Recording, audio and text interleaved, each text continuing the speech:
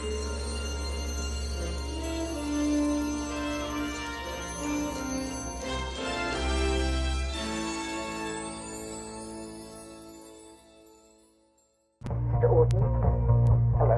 That was something Al Pacino did. It wasn't something that Gary Oldman did.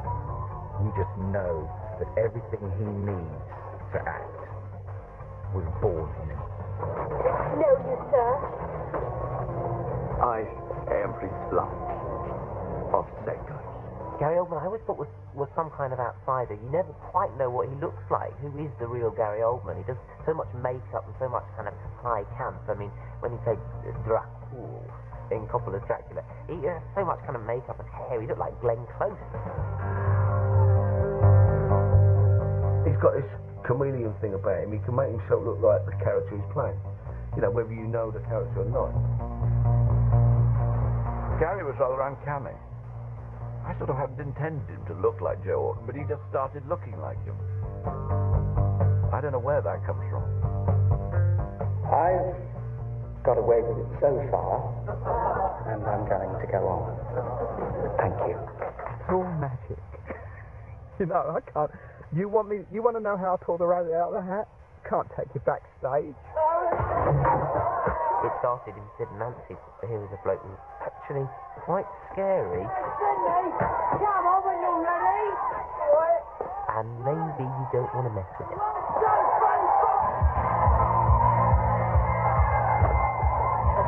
He does it with such kind of scary viciousness. You'll be appreciating the whole of punk from just watching that film.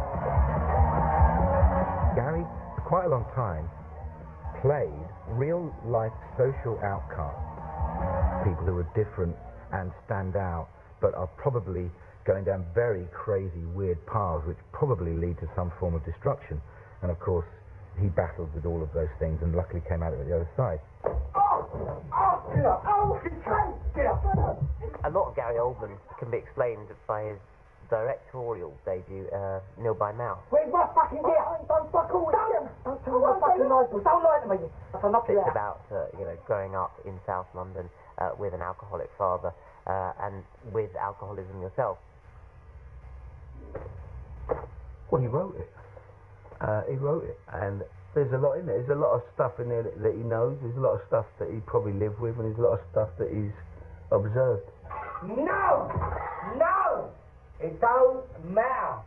I used the world of Nil by Mouth to play Dracula, and I used the world of Nil by Mouth to play Lee Harvey Oswald. So it's an emotional well that I've been drawing from for a long time.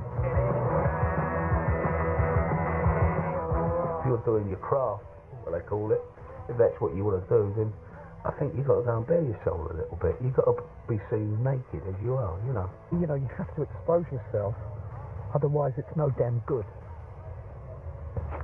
That's the crudest way I can say it. Having said all of that, I wish I'd done music, but there we are, I didn't.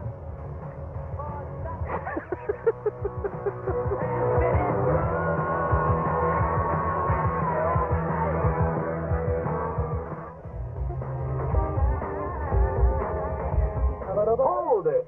Here comes the girl who put into movies. Marilyn Monroe. A kiss on the hand may be quite continental, but diamonds are a girl's best friend.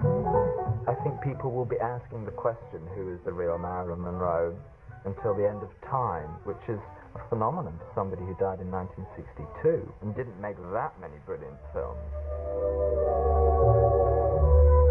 You're a real beautiful woman. It's almost kind of an honor sitting next to you. You know, there's been so many theories about who Marilyn Monroe was. I mean, in the beginning, people said she's just a dum-dum. What's the matter with you anyway? I'm not very bright, I guess. I wouldn't say that. Unbelievably sensual and sexual, but also managed to parody it at the same time. And you want to watch her forever. You never get tired of looking at her. Look at that. Look how she moves. Just like Jello on swing. She was just sort of remarkably named and as a kind of infantile lust object. I mean, those breasts. Rumor is that she did sew buttons inside her bra to make it look like she had more nipples. She is known for doing so many weird things to make herself sexier. She was this nubile sex essence, and that was what she exuded, and that's what was marketed. Story of my life. I always get the fuzzy end of the lollipop. Marilyn, in a way, is unique as a Hollywood star. She appealed to everybody. Gay men adore her. Straight men adore her. She dated the President of the United States, the Attorney General, a great intellectual, Arthur Miller, a great sports person, Joe DiMaggio. And if she was just a dumb blonde, she wouldn't have fascinated anybody.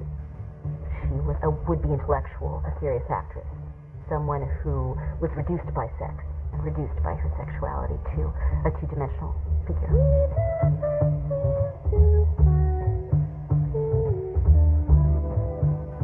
Marilyn said people want me to play the same character over and over and over again, you know, where the skirt blows up and so on.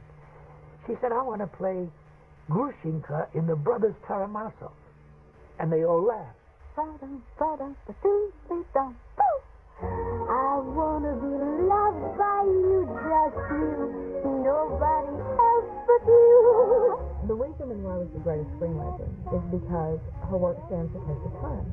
12 and 15-year-old girls are watching her movies on video and emulating her, copying her.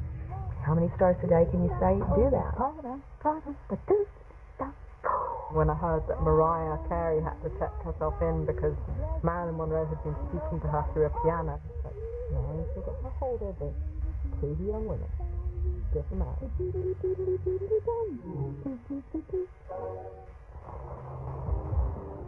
At number 38, the unconventional Hollywood star who became known for playing strong, independent women. No one had ever seen anyone like Katharine Hepburn. She really was unique, and that's what makes her wonderful. Won't you let us take the olive dish? No, it's all right. I'll sit here. You don't mind, do you? Let's talk. This is rather difficult. Thank you.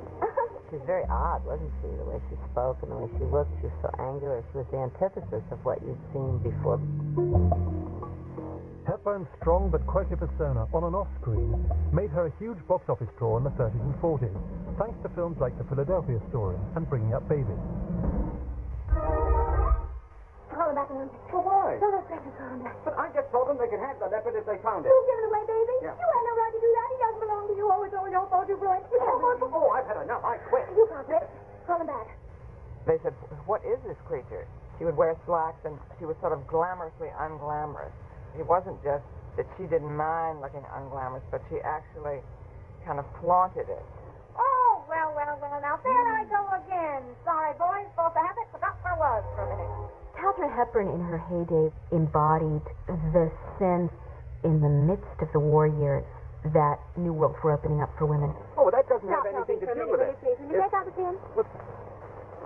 A young woman who is not under the domination of her father and mother anymore, who is not yet under the domination of a husband who will spar with any courtier. Will you get out of my car? Will you get off my running board? This is my running board. All right, honey. Stay there. That sexy kind of repartee of equals, the eroticism of equality. She and Spencer Tracy made, what, a half a dozen films together? They just clearly had this chemistry on screen, and it turned out they had it off screen as well. Spencer Tracy is happy.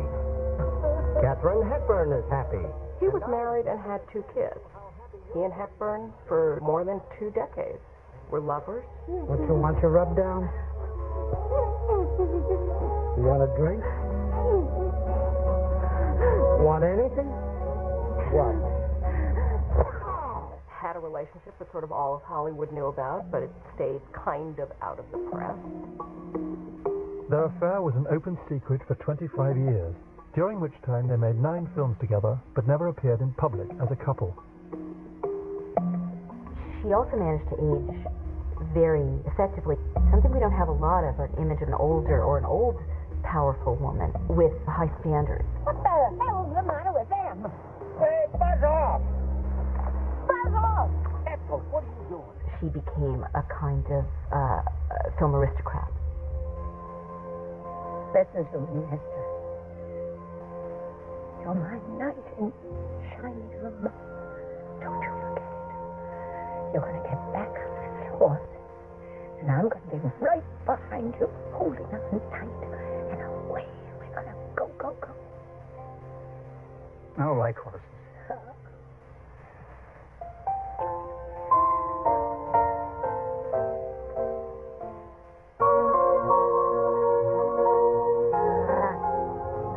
At 37, it's Hollywood's queen of variety. What makes a huge star is the ability to be anything at any time. And that's what makes Kate Blanchett. Anything you say on screen, it has to be truthful. It has to come from a true place. It has to exist in that moment. I think you can absolutely tell when someone is lying. Forgive me? She's playing this type of character. She's telling you this is the character, but there's that Kate Blanchett thing. You will be rich one day. That's not the point. She can't stop what is Kate coming through. The role which took Kate from emerging Aussie actress to movie star was one previously played by acting giants like Bette Davis and Glenda Jackson, that of Queen Elizabeth I. Elizabeth needed to be somebody timeless, ethereal when I needed her to, and real when I needed to. She needed to look vulnerable in the beginning, and she needed to look totally ruthless at the end. Elizabeth, for me, was a bolt out of the blue, and it was a very risky endeavour. So I think everyone was on their toes, and I think that sense of danger and potential failure is it can produce really interesting work. In your hands, upon this moment, lies the future happiness of my people and the peace of this realm. I said, we've been saying that there are aspects of her, that of her inside and her fears and things we've not been able to break through within the script. So let's do something. I'm going to run the camera, and you express those things. This is for my people. My people are my care. Only care. I was very angry with him because he did it at the end of the day, and I was really tired, and I think he kind of got me at a vulnerable moment. My people, I asked you to pass this act of uniformity. And that was the one scene that I realized connected the audiences to her, because she revealed the inner soul of Elizabeth in that. Kate Blanchett has built her reputation on parts which demand total transformation, even down to wearing pointy ears for The Lord of the Rings. But she's less happy to play the real-life role of a celebrity. She lives in a modest house in North London and avoids the showbiz party scene. For me, it's really important to be anonymous as an actor. I kind of just live my life, and maybe that means there's some deeply unattractive photos in Hello magazine, but that's what I can live with.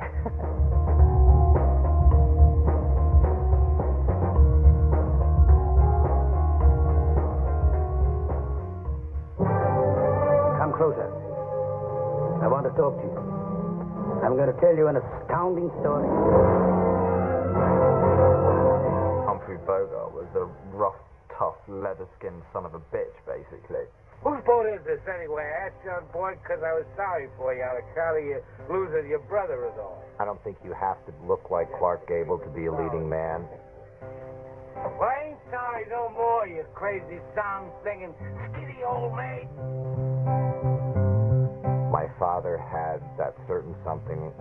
When you look at the screen and you see him on the screen, your eyes go immediately to him. And that's what makes someone a star. He came up to me and he said, "Cardiff, you see this face? All these lines and wrinkles in it?" He said, "It's taken me a good time to develop these character lines on my face. And I don't want you to wash them out with lighting and make me look like a goddamn fairy." Bogey, I said, I've had a lot of problems with lines and wrinkles on people's faces, but your face has really got me beat. There's much too much debauchery there. You don't know what you're doing, miss. I'll perish without a hair of the dog. Oh, Nick. He'd been around 10 years before he became a star. He regularly was cast as villains in the 1930s. I want that Indian money. Well, go and get it from the Indians. Kid, I'm giving you a break because I'm pressed for time. My father worked very hard once he got into films to get over the gangster persona that he was stereotyped as. And as he hit 40, the world was ready for Bogey, the leading man. I stick my neck out for nobody. Humphrey Bogart is Rick, cynical expatriate. What is your nationality? I'm a drunkard. We fell in love with that kind of character that he played, that very, now that was world-weary. That guy was world-weary. You're saying this only to make me go. I'm saying it because it's true. Inside of us, we both know you belong with Victor. You're part of his work, the thing that keeps him going. If that plane leaves the ground and you're not with him, you'll regret it. Maybe not today, maybe not tomorrow, but soon and for the rest of your life. The final fairy tale aspect of the Bogart story is that a middle-aged man who had been unhappily married several times suddenly, on a film called To Have and Have Not, meets 19-year-old sultry beauty Lauren Bacall. I'm hard to get, Steve. All you have to do is ask. You know what you're getting into. It's going to be rough. The chemistry was obvious on screen, and they fell in love, and that was it for both of them. I like that. I'd like more. My mother and I talk about my father every once in a while. He was the love of her life. That's even better. And she continues to have fond memories of those times and is very thankful that she had the time to spend with him. After the break, we make headway towards our top 30. My hair was famous before I was. Count the blessings. Counting mine. Marlon Brando is the greatest film actor, I think, of the 20th century.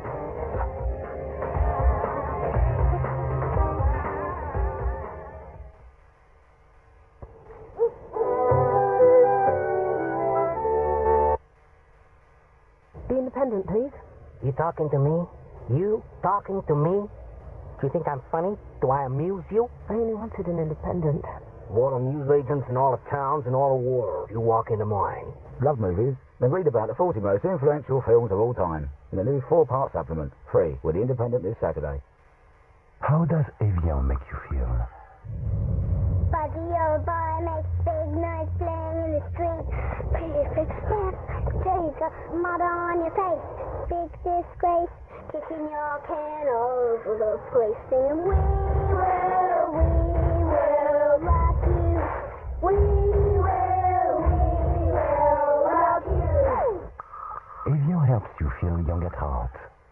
Evian, live young. You were working as a waitress in a cocktail bar when I met you. Now, 5 years later on, you've got the world at your feet. Success has been so easy for you. Don't forget it's me that put you where you are now. And I can put you back down too.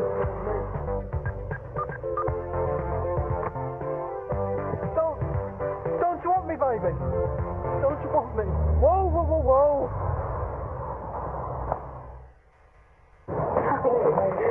Hi. Hi. Apart from particle physics, what else turns you on? Bacteria. There is bacteria inside me. Trillions. Good and bad. The key is keeping a healthy balance daily. I regularly top up my bacteria. How? Yakult. Friendly bacteria. Just top up your good bacteria. Surely everyone knows that. Yeah, of course.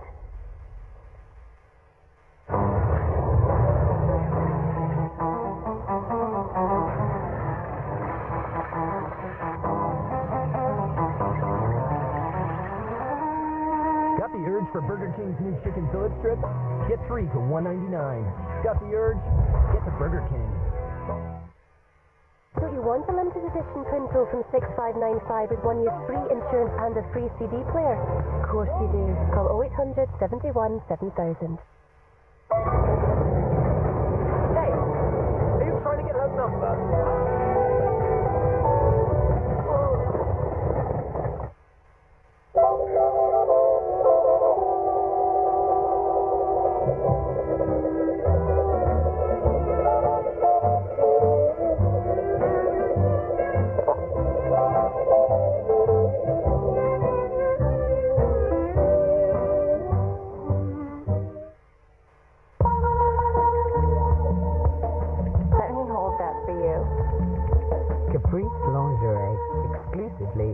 Debenhams. Running in circles to protect your kids from the sun. Ombre Solaire becomes Garnier Ombre Solaire and creates the first SPF 30 trigger spray with cactus nutriflavins. It sprays 4 times faster with 4 times the coverage, increasing the skin's natural protection by 30. Sand and water resistant too. It's the fastest drawer under the sun. New Garnier Ombre Solaire trigger spray. Relax. No one makes the sun safer. Some films are too good to miss. Film 4 Weekly starts this week.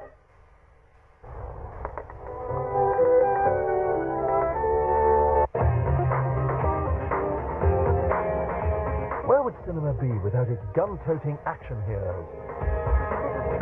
At number 35, an actor who's a real die-hard fighting man. Bruce Willis was a great partier. He had been a bartender in New York. He admits he dabbled in LSD, lots of boozing, women.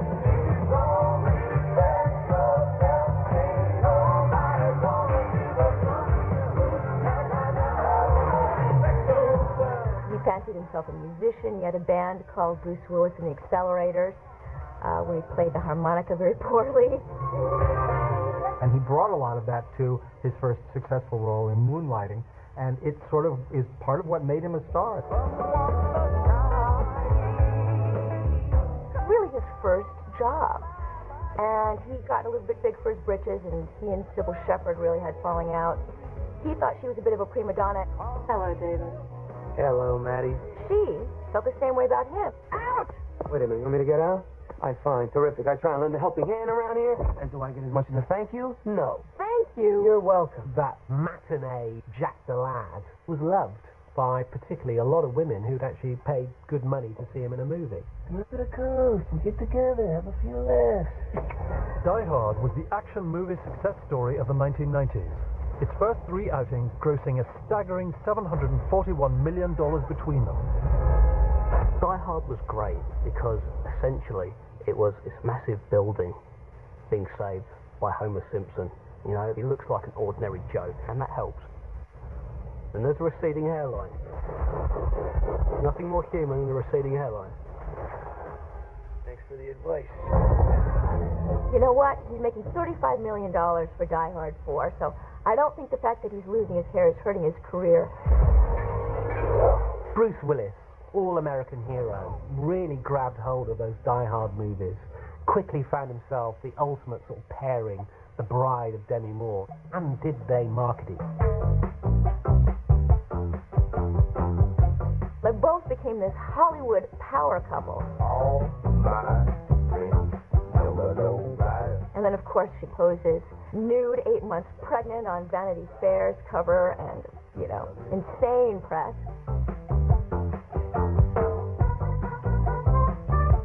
I don't think he was able to rein himself in or be reined in by one woman. There was lots and lots of discord. They separated in '98. Hollywood's hottest couple, Bruce Willis and Demi Moore, are to split after more than 10 years of marriage. 2 days after the divorce was final, he hired not one stripper, not 2 strippers, but 40 strippers to party in his home with a few friends as a celebration that the divorce was final. Good morning, ladies. Good morning. So this guy still had his rough and tumble bad boy ways. It's just who he is.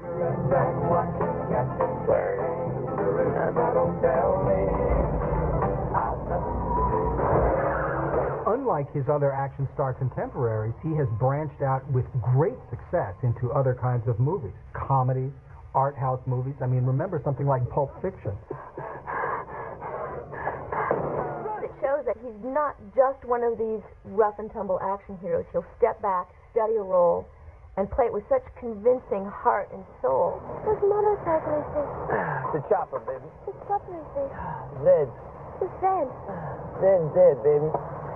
Zed's dead. I just love the fact that originally he was surely just going to be a bartender, and he's ended up having this incredible Hollywood life, which he should never have had. He doesn't seem to have the look. He doesn't seem ostensibly to have the talent. But somehow, you know, when you look back on his career, it's the ultimate Hollywood career of the 90s.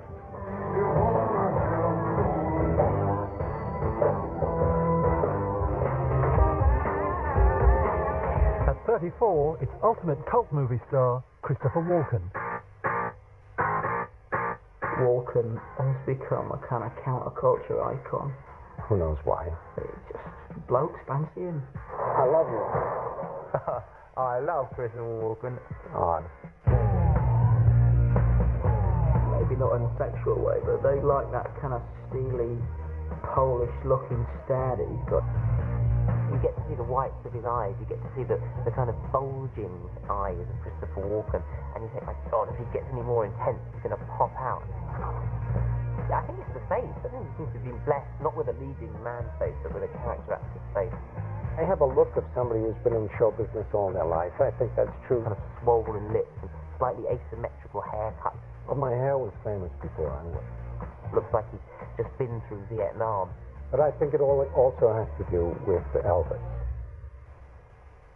And Randolph Hunt was drunk, as usual. The first Christopher Walken appearance was in Annie Hall, Woody Allen's 1977 film. And he's got a very small part as Annie's redneck brother. Hi, Dwayne. How's it going? And it's a superb kind of juxtaposition of the neurotic city man with this kind of scary people that live in the country. And this is personified by Dwayne. Sometimes when I'm driving on the road at night, I see two headlights coming toward me. Fast, I have this sudden impulse to turn the wheel quickly, head on into the oncoming car. The next thing we know is that Woody and Annie are leaving, and Mother Hall says, Dwayne will take you to the station. And it's a tiny moment of complete psychosis. And you just think that this is such an explosive talent. Walken moved from cameo status to genuine movie star when he won an Oscar for Vietnam epic The Deer Hunter. Everyone's like, my God, Robert De Niro's the greatest actor alive. He's brilliant. And Michael Cimino's this super cool director. Let's stick them together. We're going to do this film. It's called Deer Hunter. We get Meryl Streep. She's pretty good. And we get this Christopher, what's his name? He was in a Woody Allen film. He's all right. And you see that film and no one pays any attention to De Niro. That film stars Christopher Walken. I challenge anyone to watch that movie and watch what that guy does in that film and not walk away mesmerised. Go ahead, Nicky. Go ahead. Just do it. Do it. Go ahead.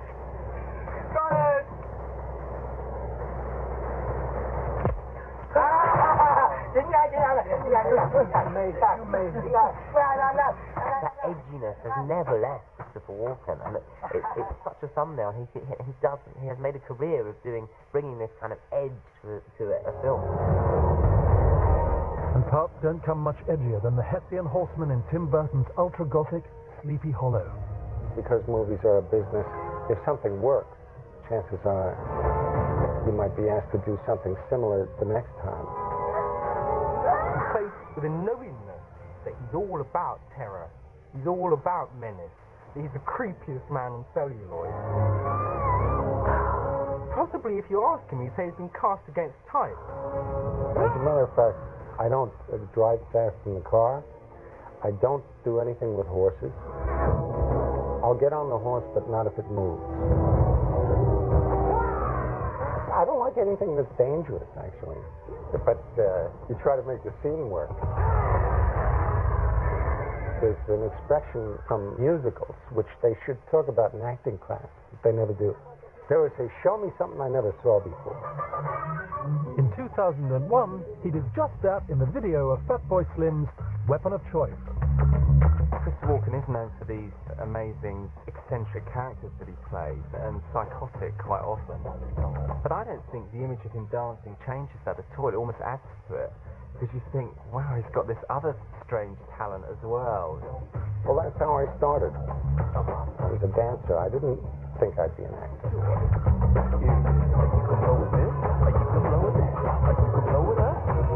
And he has an austere feel about it, because he's dancing all over furniture and through space. He's on a journey. That's quite weird, to see him do that. If an actor can do something, try to work it in.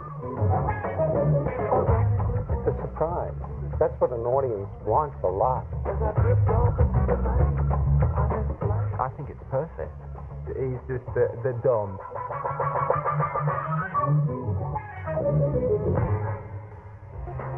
At 33, it's the postmodern king of action movie, Nicolas Cage. Nick Cage represents a kind of an evolution in action heroes.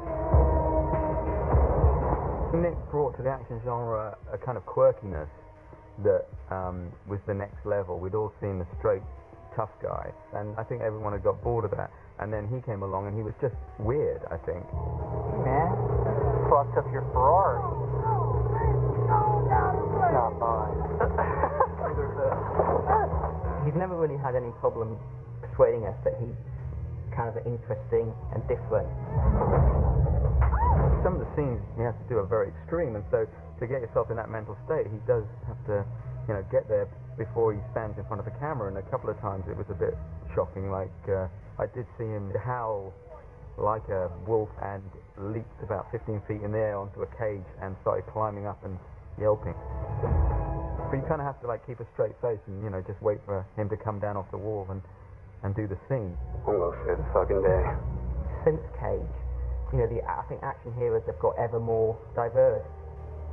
And I think Hollywood has had a complete rethink about the kind of actors that they can put into heroic roles. Vegas! Anybody going to Vegas? But casting agents everywhere, beware. Where Cage goes, the king goes too. Are you guys going to Vegas by any chance?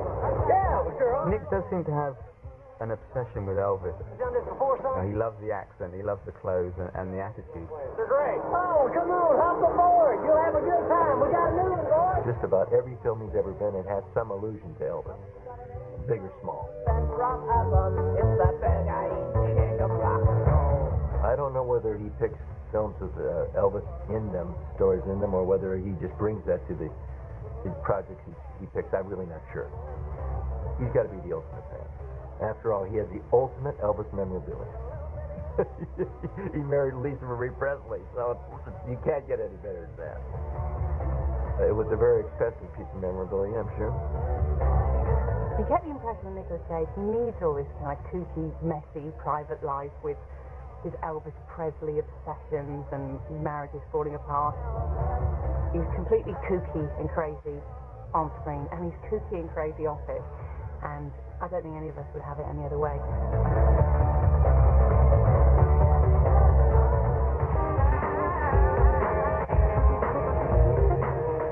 At 32, little man, enormous star.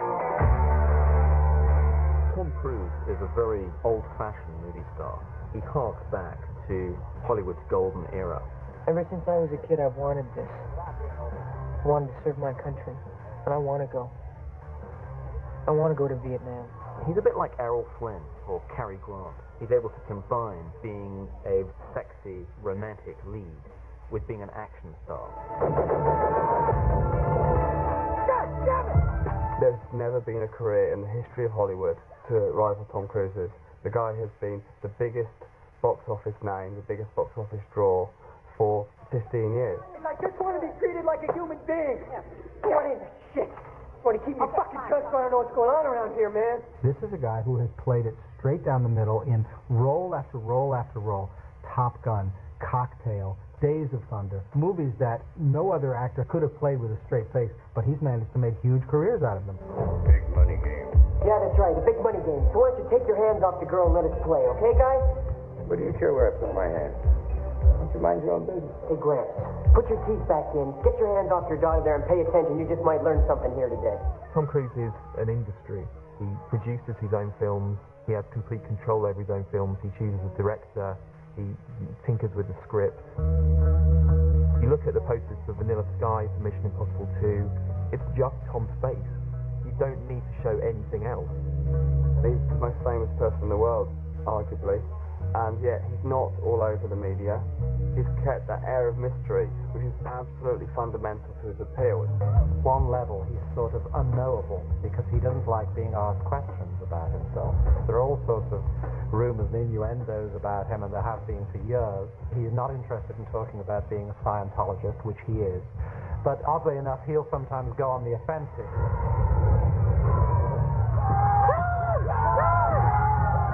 He'll tour the crowd, and he will work it, and he can work it brilliantly, and it will get on the front page of the paper.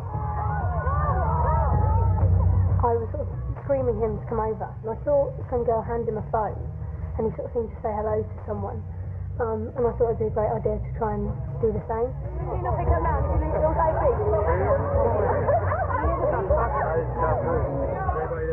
I have to say, I was on the phone to my ex-husband. Where are you? I felt really sick. I was so gutted that I'd missed speaking to him because I really liked Tom Cruise. No, just say hello, Elaine. Hello. My mum. It didn't sound like him. I just thought it was. It did sound like him. No, it didn't. I thought it was him. He is a showman at doing that. But I think the more he does it, and it happens every single time, the more cynical we can get about it. It's a bit like, okay, Tom, you know, it was a good gag to start off with, but, you know, what are you going to do next? We've seen through your disguise. He knows what the audience like, and he makes sure he gives it to them.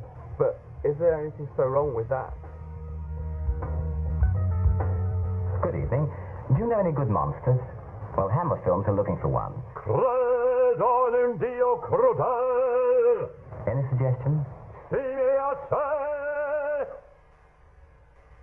I'm just sitting down. That's the baritone. I should have been an opera singer. That's always been my dream. My great-grandparents were opera singers and founded the first opera company in Australia. They say it's in the genes, it's in the blood. Landing here, on the outside of the nose, I think gives a slightly more savage expression. Christopher Lee is an enduring screen star. He brings to every role that he plays a sophistication and an urbanity. Just don't mention Dracula when Christopher Lee's around. He gets so irritated. Dracula was the part that made me known all over the world. Christopher Lee, famoso por sus espeluznantes caracterizaciones. It did become an albatross, no question. Because they say you only do this or you only do that. A lot of people put the tag of horror actor around Christopher Lee, and I don't think people have paid enough tribute to Christopher Lee as a great actor. And now, for our more dreadful sacrifice. He's a presence, isn't he? I mean, he's got undoubtable screen presence. Mighty God of the sun, bountiful goddess of our orchard, accept our sacrifice and make our blossoms fruit. The Wicker Man is the best film that I've ever been in, and the best part I've ever had. Reverence the sacrifice. The 70s cult classic The Wicker Man was an exploration of pagan rituals in the Scottish Isles, climaxing in a grisly human sacrifice. Forget Dracula. I mean, this is the one that will have you kind of cowering, because it's real. He brings a menace that very few actors have as their essence. They crossed the River Isen on Midsummer's Eve, disguised as riders in black. They breach the cellar. They will find the ring and kill the one who carries it. He's having this fantastic renaissance in his 80s, and he stars now in two of the biggest and most successful film franchises of all time. Lord of the Rings and the recent Star Wars movie. That's not a lesson that, you know, great success can come at any age. I don't know what is. At this stage in my career, after 56 years and something like 280 screen appearances of one kind or another, the physical side obviously becomes more and more difficult. As you see, my Jedi powers are far beyond yours. Now, back down. In Star Wars, I did have a double because I can't run. My hands and my arms are always very fast, but I can't run. Surely you could do better. But for the close shots, it was me, and I was still doing a tremendous amount with the lightsaber.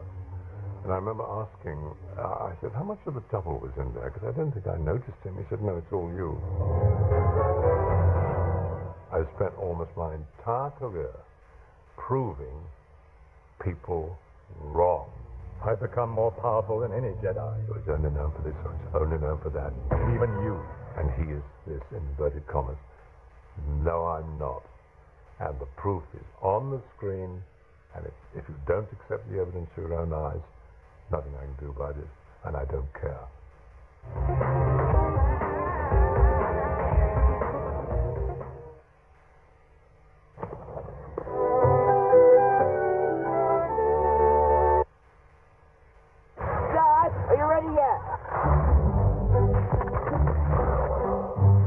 the risks you take to take great pictures. Don't take any risks when you get them processed. At Kodak Pictures outlets, we check every processing machine every day. So why risk prints like this when you could get prints like this? Whatever you take it to Kodak Pictures. Got to think of that then, Dad.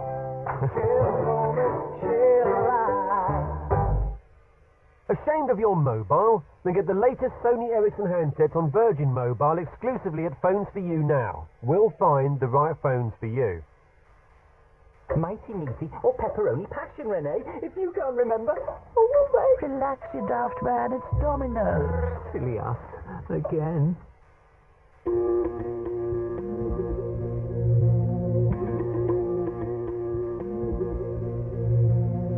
The new Mazda 2. A tough new Super Mini with nimble handling, precise steering, and the feel and poise of a bigger car. All of which delivers endless fun. The new Mazda 2. Breathe in, drive out.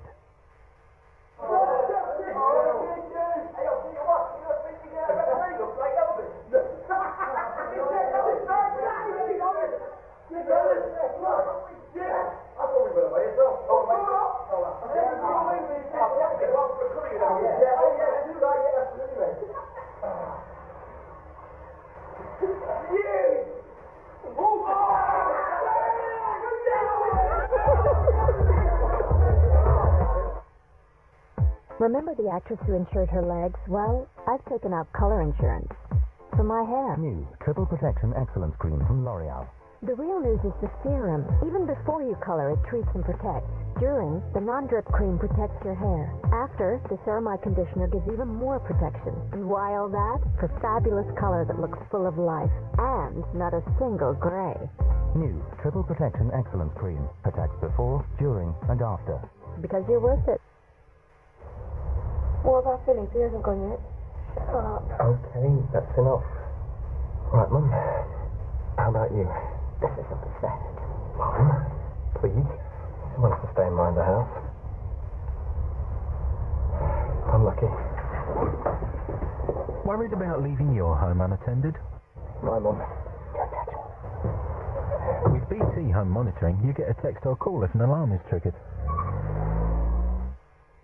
What's the best thing that could happen to you right now? Sarah, I'm your blind date. Just help yourself to my lips, to my arms, just say the word and they are yours. Just help yourself to the love in my heart, your smile has opened. Okay, at Abbey National we can't do this, but we can offer you a very flexible mortgage, where you can put as much extra in whenever you like, or even take money out, all without penalty. Help yourself to my lips, to my arms, and then let's read. Abbey National, flexible mortgages designed around the way you live.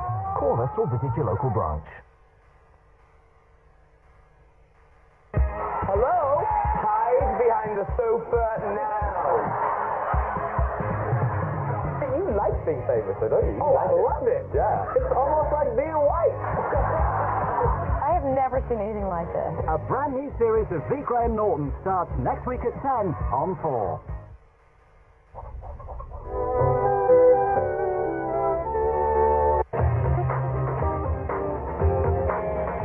Who is the world's greatest movie icon? Coming up next, a man who could have been a real contender.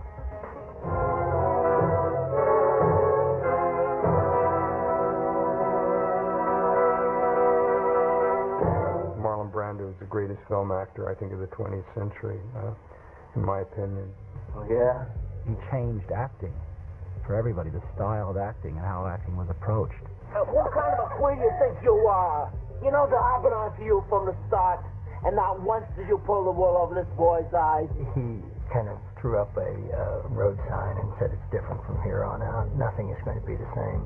And you are the queen of the Nile, sitting on your throne, swilling down my liquor. You know what I say? Ha ha! If you want to act on film, you better learn behavior. You better get comfortable in front of this thing because it films inside your head. It'll show what you're thinking, not what you're doing so much. You want me my philosophy of life?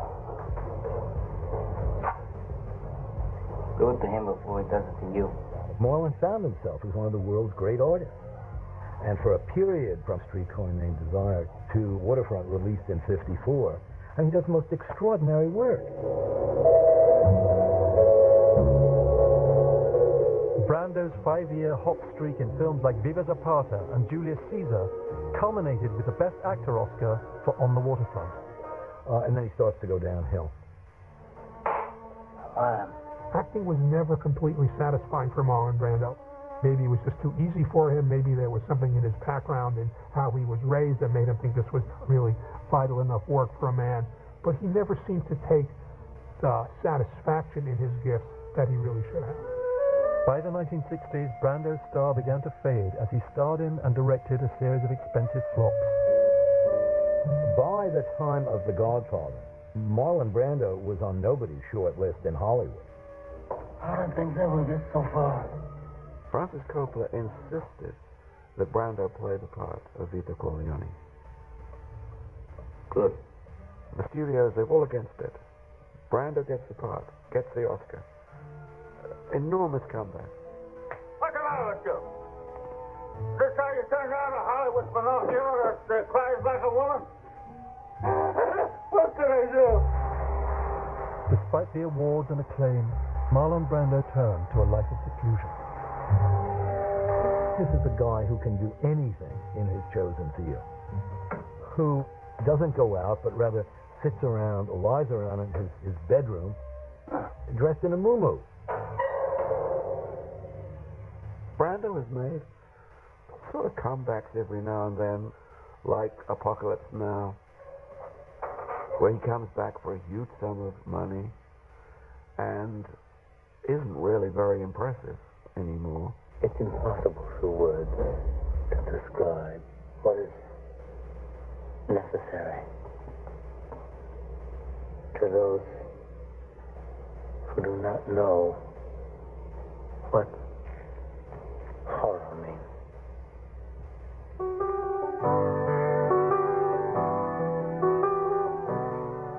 His personal life has been chaos. His family life has been not only chaotic, but criminal. And in that sense, he also becomes a mirror of American madness. Are my methods unsound? I don't see any method. You're neither. Gradually, he's become one of our great eccentrics. You're an errand boy. Same happens with Orson Welles. When they cannot quite get the fulfillment, they eat it and turn into great barrels. It's a weird phenomenon. It's almost like an incredible musician who stops playing. And you feel bad for all of us. You don't understand. I could have had class. I could have been a contender. Brando is one of the saddest legends there is.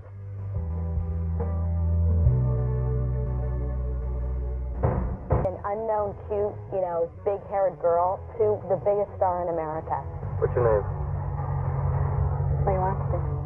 Julia Roberts is a movie star. She has that smile and that face, and she lights up the screen. Pretty woman walking down the street. After Pretty Woman, Julia Roberts was the highest paid movie star actress of all time. You love her. She's infectious. She's engaging. You feel everything that she's doing, and she makes the audience really happy. I think stars of that caliber live life at a slightly different pace, or something that personality burns at a different rate. It's like Julia's really 100% of a person, whereas most of us are sort of, 40%. You can chart Julia Roberts' entire career by her attitude towards her smile. In the first part of her career, her smile was all anyone wanted to see, and she got very successful smiling. And I feel that there was a point in which she just got tired of being the woman who smiled. She started to take roles that seemed to be defined only by the fact that she had a sour expression for the whole movie. The famous smile was totally absent from Mary O'Reilly, a 1996 remake of Dr. Jekyll and Mr. Hyde. Don't you know who I am? Cinema audiences, accustomed to being charmed by America's latest sweetheart, stayed away in their droves. I like her smiling. I made a film in which she didn't smile. It was stupid of me. Doctor? Is that you? She had such a lovely quality that people really didn't want her to change, which I always felt was rather hard on her. It's not surprising to me that she doesn't want to feel that she's the butt of the audience's desires and dreams and demands all the time. Rita Hayworth used to say, they go to bed with Gilda, they wake up with me. Who was Gilda? Her most famous part. Notting Hill was therapeutic for Julia Roberts because she got to show to the world the horrors of being a celebrity.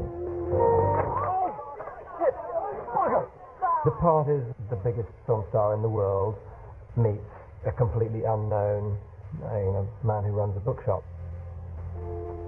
When you're kissing that icon, can you fall in love with the real flesh and blood person behind that face? I think that must be at the back of famous people's minds a lot, and maybe that's a sadness for them. In the last 10 years, she's been linked with 22 guys, 2 husbands, 2 fiancés. The husbands were Lyle Lovett and Danny Moder. Fiancés were Dylan McDermott and Kiefer Sutherland. She's been connected to Liam Neeson, Daniel Day-Lewis, Richard Gere. The list goes on and on. All of her relationships have lasted a couple of years. She's left them on a few famous occasions, but mostly the interest is diminished from the other partner's side. And that's always the danger of an icon, is that the real person can't possibly match up to the manufactured image.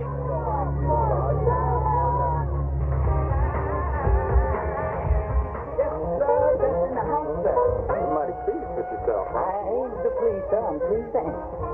I like you, boy. Thank you, sir. Right, sir.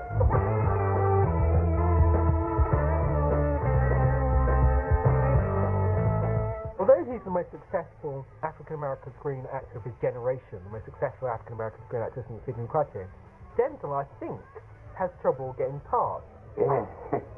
Yeah, I did. And by that, I mean he has trouble getting parts that are big enough for him. I think that's actually why he tends to play real people, because real people by their nature are in fact more complex than someone who you think up and just write down on a piece of paper. You are sentenced to be imprisoned for the remainder of your natural life. Denzel can somehow submerge himself into a real-life character. In 1999, Denzel Washington starred in The Hurricane, the true story of Reuben Hurricane Carter, wrongly accused of murder.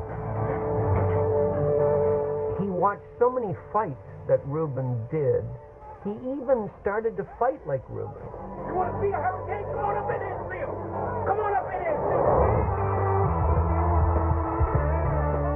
It's that kind of intense observation and sensitivity that allows Denzel to really bring other people to the screen. Because he was such an important black actor, he got to play very important black characters in film history. These are the questions you and I have to ask. How did we get this mind? You're not an American. You're an African who happens to be an American. You have to understand the difference. I mean, he's brilliant in Malcolm X. He believes extremely persuasively when he says Plymouth Rock. We didn't land on Plymouth Rock. Plymouth Rock landed on us. Landed right on top of us. You believe that he really believes that speech, he's giving it again. When Malcolm X gave it, it was a keynote speech. When Denzel Washington gives it, it's another keynote speech. It's almost as important that Denzel got that role right. He took the history upon his shoulders. It was the only time in my life that I stood before the creator of all and felt like a complete human being. But it's still Denzel, you see. It's still, he's a star. David Washington Freeman, I think, is in a perpetually difficult place. He's the first African-American actor since Sidney Poitier to win a Best Actor Oscar. There's an enormous burden on him, I think, to represent the race. Shoot him.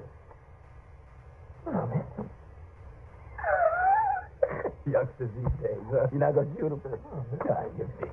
But if you do the same thing over and over again, people like it, they'll stop being interested after a while. You have to keep moving, to keep doing things that challenge and that thrill. Yeah, you want to get shit done, you got to get it done yourself. So it's a great thing when he turns it all around and plays the devil himself in Training Day. Breathe, there you go. All that charisma becomes a force of bad, and to do it successfully, to win an Oscar, this is a great thing. Breathe, dog. I remember the first time I got to Hollywood, and I found Grauman's Chinese Theater on Hollywood Boulevard and stood there. I remember standing there looking at the names in the sidewalk and the handprints and the footprints and thinking, that's where I want to be. Guess what? That's where I am. Did you have the air conditioning checked? I told you to have the air conditioning checked. Yeah, I got the air conditioning checked. I don't know what for. You don't never allow me to turn it on. Then you're here for life? That's exactly what they do. The reason Morgan Freeman's a star is because he has gravitas like nobody else on screen I can think of. I'll be damned. You like it. You just like that ambiance. I think that's what makes people stars. Now, how you think I feel having to sit up here and ask you, can I go make water? Like I'm some child. Well, I ain't no child, Miss Daisy. And I ain't just some back of the neck you look at while you going wherever you got to go. I'm a man. You have to remember, acting is pretending. So all that nobility and gravitas is pretend. I must be something other than that, you know, in real life. I could just as easily emanate menace and spite and anger on the screen, I think, because we're pretending to be what we're not. There are 7 deadly sins, Captain. Gluttony, greed, sloth, wrath, pride, lust, and envy. I didn't really go for careers in show business. I went for a career in the military. Lights out! That's nearly 4 years gone right there. Preparation time took a serious 5. Then after that, it was just a slow grind from about 1967 to 87 when the movie career kicked into gear. Here, what do you think you're doing? I'm just dusting the bulbs, Miss Daisy. When Morgan Freeman got older, when he got a kind of depth and a kind of resonance and a kind of stability, that's when people started to connect with him. But you're calling the shots, Lieutenant. Yes. I want you to look and I want you to listen, okay? Morgan Freeman quite often doesn't play the central character or the main role in movies, yet quite often he steals the show, and that's because he's the still center of the film. He does what he has to do, and he does it all with great modesty. Have you ever seen anything like this? No. I read The Shawshank Redemption, and then I called my agent up and I said, well, which character did they want me to play? He said, Red. Really? Why'd you do it? I didn't, since you asked. You're going to fit right in. The character of Red in The Shawshank Redemption was a worldly wise lifer who in Stephen King's original story was a red-haired Irishman. Does it matter that originally the character was written as white? I don't think so. What matters is that you have an actor like Morgan Freeman who embodies the spirit and the dignity of this character so completely that you can't really imagine anybody else having played that part. What do you really want to know? Am I sorry for what I did? Well, I am. But not a day goes by I don't feel regret. He's a guy who could play anybody. You know, he could probably play me and do a great job of it. Later this year, Morgan Freeman will be taking on the role of a giant of our time. Morgan Freeman is going to play Mandela as he was post-60. Morgan Freeman, to me, is the one actor that comes as close as is possible to present the kind of dignity that Mandela has. And when you talk to Morgan Freeman and you talk to Nelson Mandela, you realize that both these men know definitely what life is all about. People have asked me often, I mean, I feel a little angry or upset that it took so long. My answer is absolutely not, because it doesn't have to happen at all. You know, it doesn't ever have to happen. So whenever it happens, count the blessings. I'm counting mine.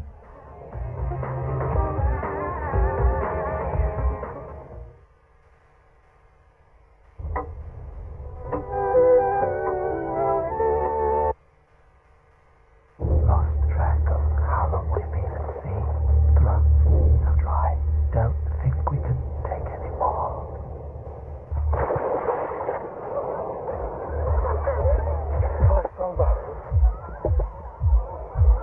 Strongbow. Get refreshed.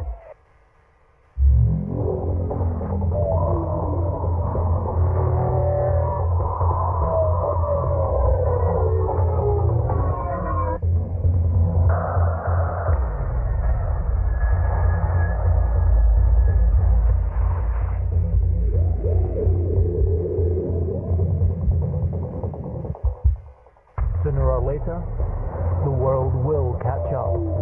The new Saab 9-3 Aero. Looking for a cream to boost, brighten, and revive your skin? You found it. With a new combination of vitamin C, apricot extracts, and shimmering pigments, new Nivea Visage Pure Energy puts life back into your skin instantly. Discover lasting and illuminating radiance with Pure Energy Day Cream. Only from Nivea Visage. Around the world, things are done in different ways.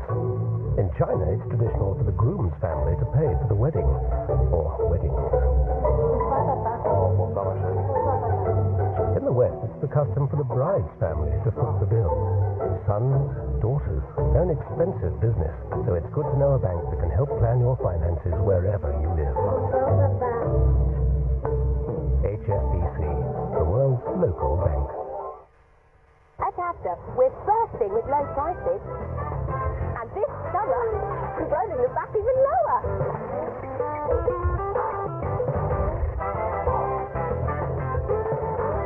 So you get more for your money. Rollback, always lowering prices. That's Asda price.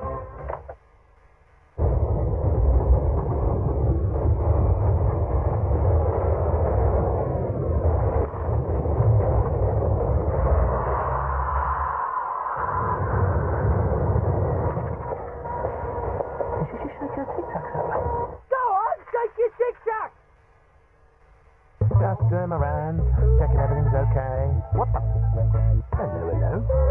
Spiky here, a new member of the family. I wasn't consulted on this. New improved Andrex with aloe vera.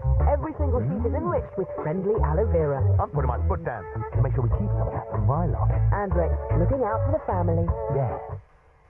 And you've been so busy lately that you haven't found the time to open up your mind and watch the world spinning. Think Tank, the new album from Blur, out now. We had to leave sometime, Dad. New bookshelves and brackets, £40. New easy chair, £90. You need to have people around you. Carpets, curtains, and his own front door, £800. Putting Dad into a home, your home, priceless. There are some things money can't buy. For everything else, there's MasterCard. Accepted for all home improvements, from carpets to curtains. A new channel from Film 4. Film 4 Weekly starts this week.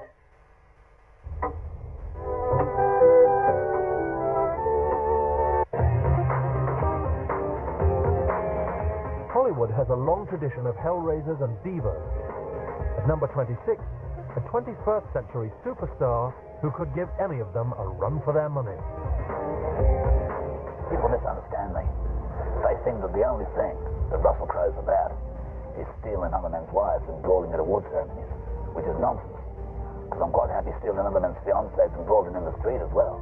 He can pump up and be muscular. Are you not entertained? He can be romantic. He can go old. So you came here to find out if I was crazy. Find out if I would screw everything up as I actually want. I think why he's a movie star is that there are just very few actors in his class at the moment. Father to a murdered son, husband to a murdered wife, and I will have my vengeance in this life or the next. You actually see him in Gladiator, there's sparks coming off him. He's the antithesis of Tom Hanks and Tom Cruise. He's probably got some experience of life rather than just Hollywood.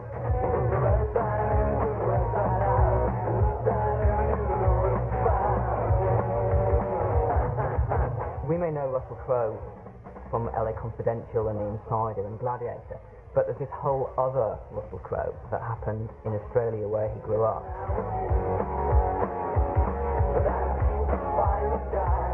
I tend to be a little bit hyperactive when I try to juggle 5 or 6 projects at the one time.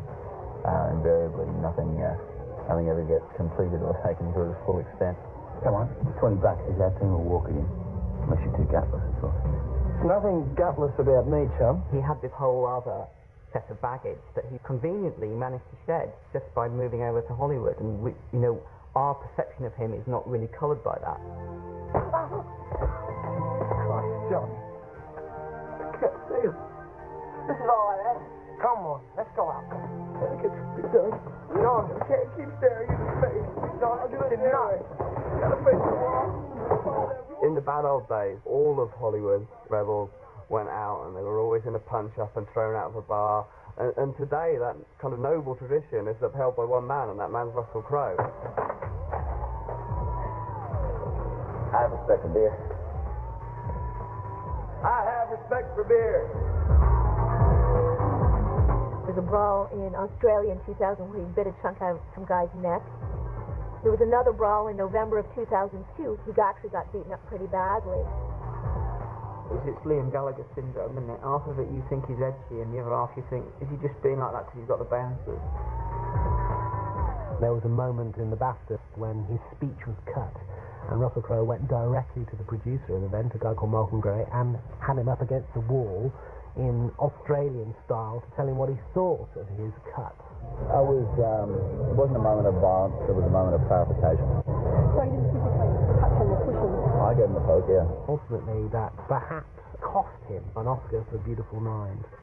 All those sort of rumours and images seemed to flood back, and the Academy members probably thought he had to clean up his act a bit to be that bright, shining Hollywood example to actually get that bit of gold.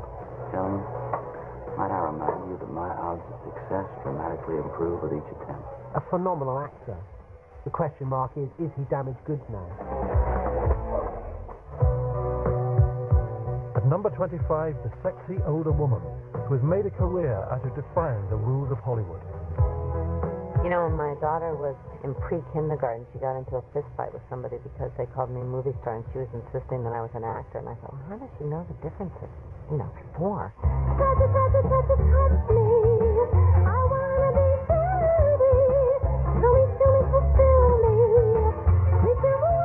I got a lot of letters from men who said the first time you really affected my life was the Rocky Horror Show. Makes everybody in the world, every guy in the world, think they have a chance. And man, there's nothing better in the world to be around a girl where you think you have a chance.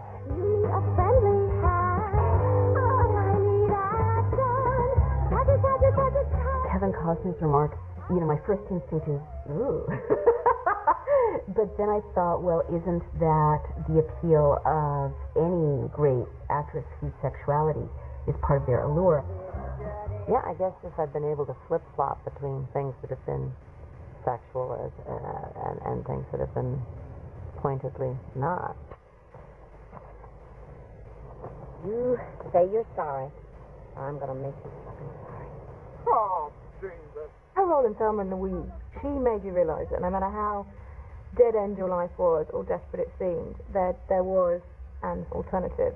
I remember seeing Thelma and Louise for the first time in an auditorium full of very nice you know, perfectly civil ladies. Oh, God damn you, bitch! When they blew up the guy's truck, the guy who was sexually harassing him, there was this blood-curdling cheer. You know, your hair just stood on end. So it was an acting out of women's fantasies of, I'm not going to take it anymore, you're not going to put me down anymore, you're not going to push me around. Look, Sam, you just got to stop talking to people. You got to stop being so open. We're fugitives now. She's a very opinionated woman, and I think that she would like to play strong characters because, my goodness, she's trying to contribute to the presentation of women into life. Then, Jimmy, what did you do? Take some kind of pill? Makes you say all right stuff? My feeling is that every single film is political. It either reinforces or challenges the status quo. Dead man walking. She's political off-screen, and that somehow adds to the weight of what she does on-screen. Look at you. Death is breathing down your neck. You're playing your little man on a May game. I'm not here for your amusement, Matthew. Show some respect. Oh, I shall respect you because you're a nun with that little cross around your neck. Because I'm a person. Every person deserves respect. I had to, no makeup, nothing, no sexuality, and really just dedicate my performance to the spirit of what those spiritual advisors do.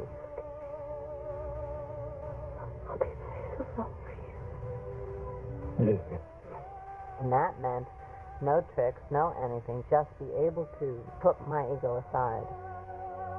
Every role that I've ever seen Susan Sarandon do is totally believable. She totally encompasses whatever that character thinks, believes, feels. That makes her a true star. I love you.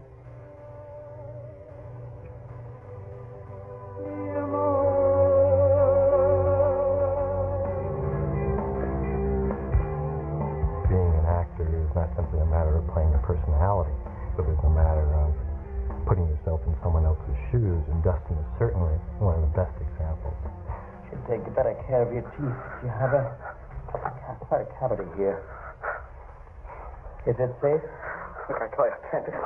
He's an actor who sort of makes you squirm in your seat when you're watching him, especially in his early movies.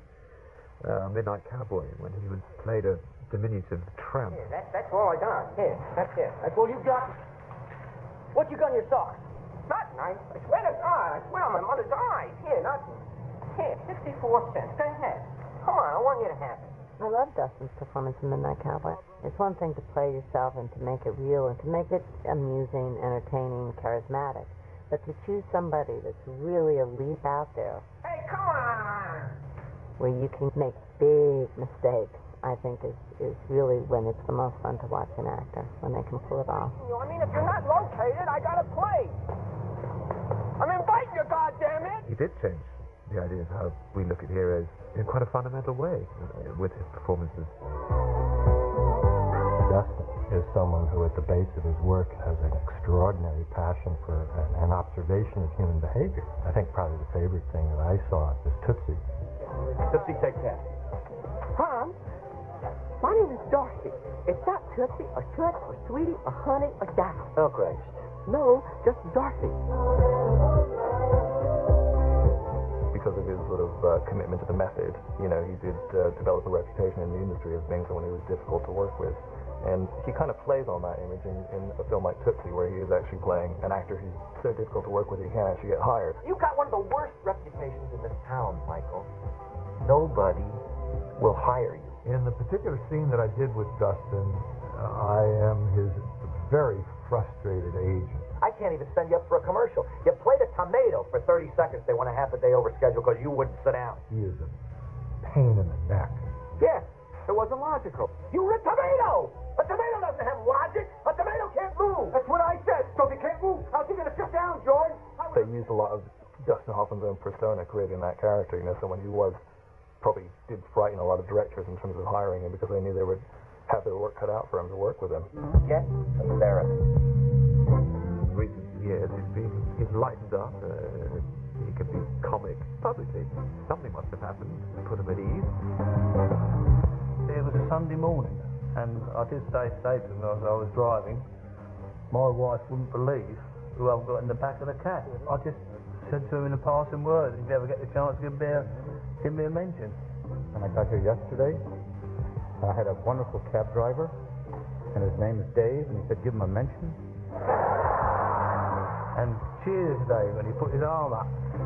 Cheers, Dave. It was one of those fantastic informal moments that made people think, oh, you know, he's human. And I think that moment did more for Dustin Hoffman's image in the UK than his recent films. It's quite a good evening, really.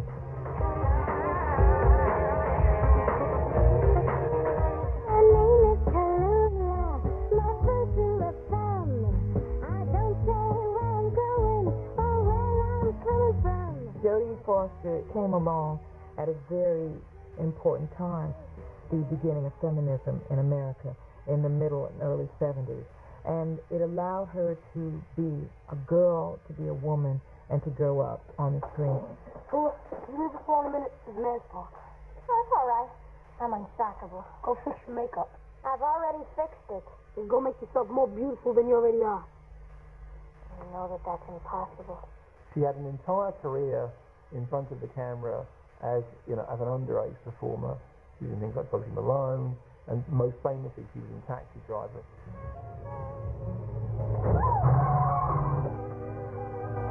Jodie Foster's role in Taxi Driver was enormously shocking.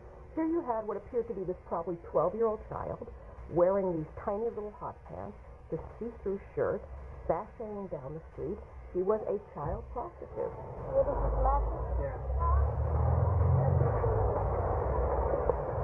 You see that guy over there? Yeah.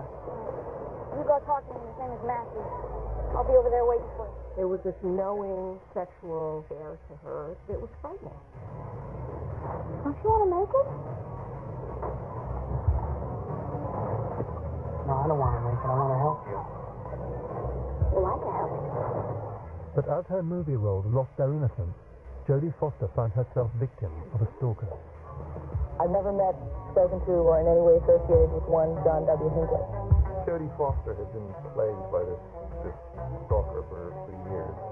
Last fall, I received several pieces of unsolicited correspondence signed John W. Hinckley or JWH, and I threw them all away. There was nothing she could do, because he never actually did anything violent until he was so obsessed that he decided he would impress Jodie Foster by attempting to assassinate President Reagan. Obviously, that had a massive impact on Jodie Foster's career. She kind of basically went into hiding for a few years. Came out of a stronger person, I think. She's done so many things, and she's kind of done it her own way. She is probably one of the most private stars in Hollywood, and we sort of know that she has a child that, is her own, but she won't say who the father is.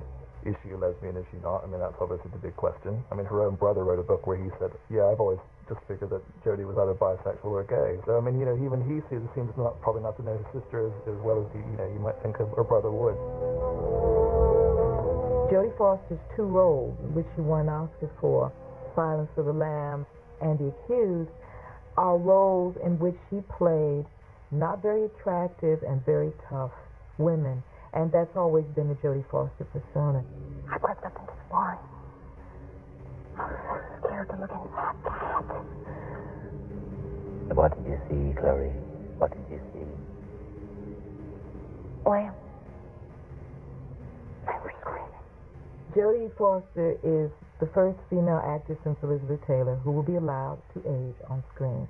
And that's because Jodie Foster was never caught up in the beauty machine. You don't understand how I feel. I'm standing there with my pants down and my crotch hung out for the world to see, and three guys are sticking it to me, and a bunch of other guys are yelling and clapping, and you're standing there telling me that that's the best you can do. She's going to be an old lady, and I think she'll probably be the only one. You're an American, aren't you, sir? Yeah. You've been here long? A couple of days. You boned anyone yet, sir? Johnny Depp has had to fight a battle all his career to not just be a pretty boy. An awful lot of people keep trying to pigeonhole him as that. Been here long, sir? A couple of days. Banged anyone yet, sir? He sprung to fame in the 80s in a TV show called 21 Jump Street, which he hated. Yeah, great. Yeah, well, I didn't want you to go through life without at least one. Hey, pal, that's my girlfriend. He was the teen eye candy of the time, and he said no to it all. Pull the trigger. I think it's fair to say that he could have been Tom Cruise if he wanted to be, but he doesn't want to be. He could be the big all-action hero, but I don't think that would sit right with him. He wants to be taken seriously as an actor, and I think one of his earliest films was Edward Scissorhands, where he jumped at the chance to play a character that was quite odd. It's all about how terrible he looked, the cuts on his face. He was a freak, and it was as far away as you could go from Johnny Depp, the pretty boy. And Johnny Depp has said Edward Scissorhands saved me from being just another piece of Hollywood meat. Suddenly, there was a terrible roar all around us, and the sky was full of what looked like huge bats, all swooping and screeching and diving around the car. And a voice was screaming, "Holy Jesus, what are these goddamn animals?" One of the ways that Johnny Depp has got over that problem of having a very pretty face is to divert attention to the rest of his body, so that when you watch him, you're not just watching that pretty face. Blurred vision, no balance, numb tongue. And an awful lot of what he does is to do with physical performance. Which is interesting because you can actually watch yourself behaving in this terrible way. He's had to fight a battle to be taken seriously, but I think it's a battle that he's won. I stand up for sense and justice. Our jails overflow with men and women convicted on confessions worth no more than this one. Constable Crane. 80% of the people you see around nowadays, no, I'm not going to do that. He is not afraid of a challenge. He's a very fine actor. Interesting. I think he treats his stardom with a certain wryness and intelligence and objectivity. He does odd things like he turns up on the Fast Show because he wants to. Plays on, he plays on a Oasis album because he wants to. And I was writing Oasis' third album for a year now, and there was a bit in one of these songs where it needed a guitar solo. And we said to him, "Do you fancy giving it a go?" And he said, "Yeah." It's fantastic. It's the best part of the whole album. After the break, prepare to enter the top 20. What's going on? Humphrey Bogart, James Scott. Somebody will show up at your door and your arms and legs will be broken. Did I break your concentration?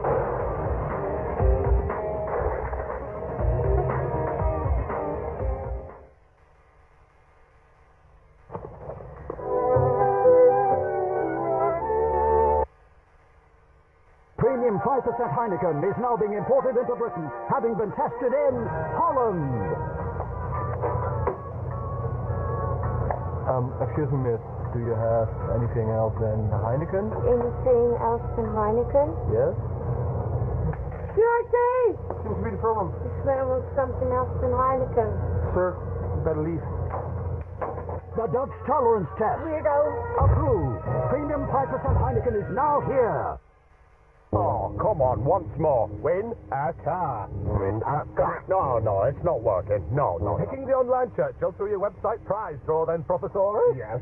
So I could win a new MG just by the clicking of his little doggy mouse? No. It means yes. So that would make me, wait for it, www.verysmugpersoninaflashysportscar.com then. Yes, that's funny. Yes, indeed, win a brand new MG at Churchill.com right now. No purchase necessary. Terms and conditions apply. Can you explain how its eye works?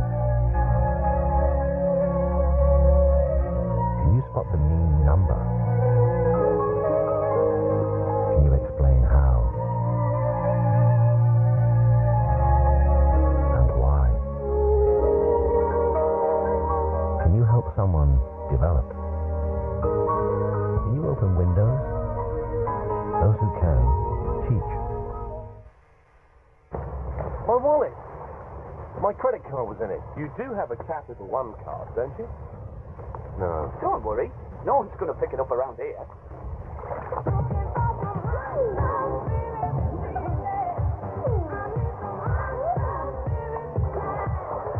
Whether your card is lost or stolen, with a Capital One no-hassle Platinum card, you're not liable for a penny. Plus, we'll even courier you a replacement card if you're abroad. What's in your wallet?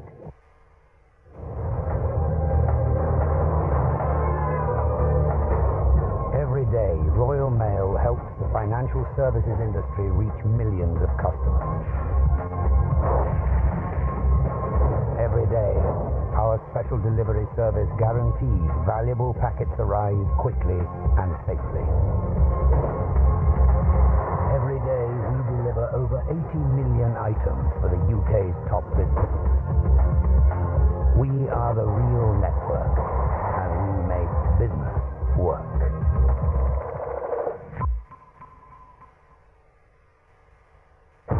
Now there is no up or down. Introducing Max 3 Turbo. Total comfort, shaving down or up. A new anti-friction coating on all 3 blades, plus a strip with more lubrication. So even against the grain, you get less irritation and the closest shave. Max 3 Turbo, new from Gillette. Hi, 2 ice lollies, please. ATP, mate. You are going to throw in a nice big cornet, aren't you? Go on, with some of those hundreds and thousands. Don't forget, not all deals are as generous as Citroen Saxo from £5,795, including £1,000 cashback. The C3 from £7,495, including £1,000 cashback. Or the Zara Picasso from £10,995, including £2,600 cashback and free air conditioning. How about playing the music for a bit then? Citroen, deals to remember. Overrated and underway! Definite bargain hunter. Not too fast, oh, with you. That really was the weakest link. Keep back on that on this. Who win the race to be the number 1 celebrity whom you've enough to hate? Find out in 100 Years Britain Saturday at 8 on 4.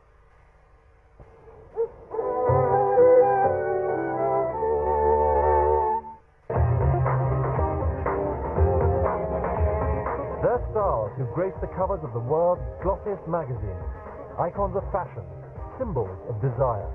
At 21, a woman who epitomizes the modern movie celebrity. Mr. Grant, I am the woman you are looking for. She said, I know I'm not your first choice for this movie, but I should be, because I know this character and I have to play this part. Her confidence and her sense of what she knew about this character was extremely persuasive. I don't think I need to tell you that today was a hot one. I don't think anyone in Hollywood really knew, like us in Australia knew, what a clever actress she was. Ta-da! What do you think? People just thought, oh, she was so attractive that she was Tom Cruise's, pretty girlfriend. Nicole Kidman always knew what she wanted, and she was terribly ambitious. She knew what she wanted, but she stood back and let Tom be, quote, the lead. You grow up, you know. It's all gonna be like a fairy tale. Like your Sleeping Beauty, and along comes Prince Charming, and then you wake up. A lot of people thought she was ruined when Tom Cruise dumped her. Nicole Kidman didn't see the divorce coming. But she has just emerged like a phoenix from the ashes. The publicity people for Tom Cruise and Nicole Kidman got their heads together and strategized. It would all be terribly civilized, there would be no awkward run-ins. It has become one of the most eagerly anticipated premieres of the year, and not because of the film. Nicole Kidman arrived first just hours before her divorce would become final. But it was definitely handled, the publicity between Tom Cruise and Nicole Kidman, like a war plan. A tactical 20 minutes later, Tom Cruise arrives. The marriage may be over, but it seems there's more action to come. There's that great picture when they'd finally got the divorce through of her in LA, just raising her hand, screaming for joy, and saying at the Cannes Film Festival, I don't have to wear flat shoes anymore. And we were just like, good on you, Nicole. She really leapt forward and showed that she was greedy for big challenges. There may come a time when a lass needs a lawyer. That scene in Moulin Rouge, right? She is just wonderful in that. She's comical. She's beautiful. She lets her body do the talking. She's grown up. She's become very versatile. She's added a lot. Then afterwards we drop into a quiet little place and have a drink or two. Nicole's rise from star to superstar was complete when within just over a year, she topped the pop charts with Robbie Williams and won an Oscar for The Hours.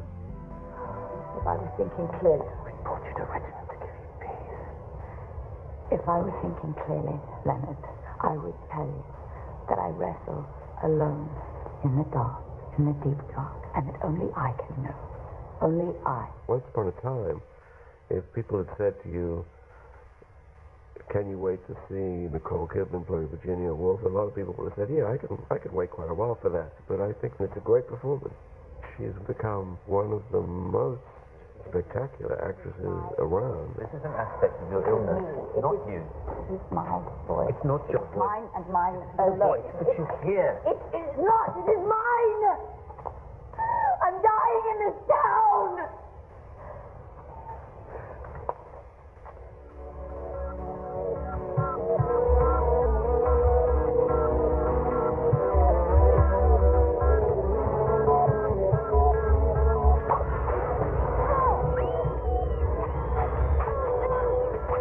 Say to most people, what do you think of, when you think of Sigourney Weaver? You think of her wearing the combat trousers with a bloody enormous machine gun in one hand and newt in the other hand, looking up at that, alien. That's what you think of. As far as anyone's concerned now, it's not Ridley Scott's Alien, it's not James Cameron's Alien, it is Sigourney Weaver's Alien. That is, to all intents and purposes, her franchise. That is real star power. Although the part of Ripley was originally written as a man, Sigourney, the action hero, fully convinced the movie fans who have spent $682 million on seeing the 4 Alien films. Basically, I really do, every time, try to communicate that whatever you are as a woman, it's okay, but we don't have to be perfect, and perfection is quite boring. Well, I'm going to make sure that they nail you right to the wall for this. You're not going to sleaze your way out of this one. Right to the wall. Sigourney Weaver in Alien was really the first time women got to be not conventionally beautiful. Up until just about that point, they had to be conventionally beautiful sinking in ships. They had to be conventionally beautiful at war. They had to be conventionally beautiful, dying of tuberculosis. Get away from her, you bitch! Sigourney Weaver is an icon for us women, full stop. We just felt that she embodied that Amazonian courage that we all want people to know about, us as women, that we have that. She's a kind of goddess or an ideal. I found being tall problematic in a good way. I think it flummoxed some people, and I think it was the odd directors, and I think the more brilliant ones, who would suddenly go, oh, Sigourney Weaver. Sigourney seems intellectually an extremely good choice, and also, she had the right physique for someone who could live in this set of circumstances. In Gorillas in the Mist, she portrayed naturalist Diane Fossey, who spent 18 years in the jungle researching gorilla behavior. You had to believe that this woman could survive in this very, very difficult environment. So you didn't want some frail, angelic Hollywood movie star who you would think would just fall over after 10 minutes on the mountain.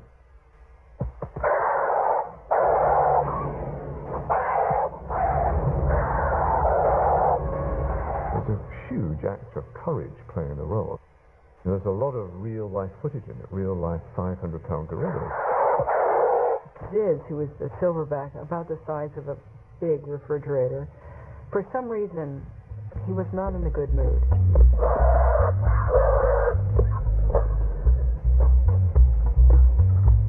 I sat up and I couldn't really hear anything except my heart beating. And finally, when I thought it was safe and a little quieter, I crawled away to the high ground. My husband was a little upset. He came back to Africa, and that was the first set of dailies he saw. He was like, oh, what's my wife doing?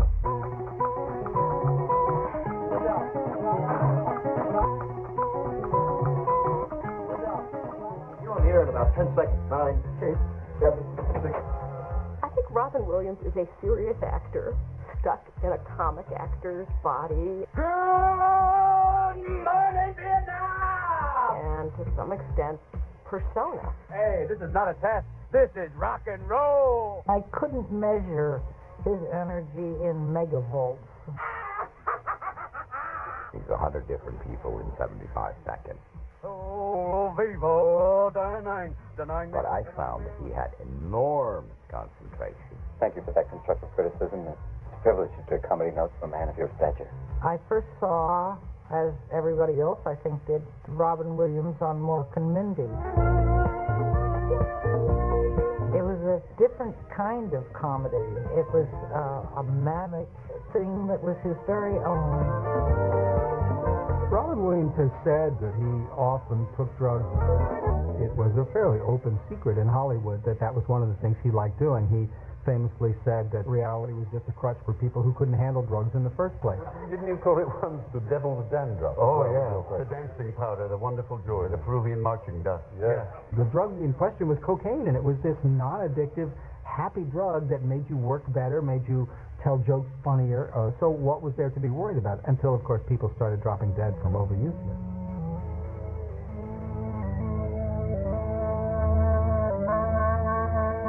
Robin Williams was a very close friend to John Belushi, and according to Robin Williams, it really scared him.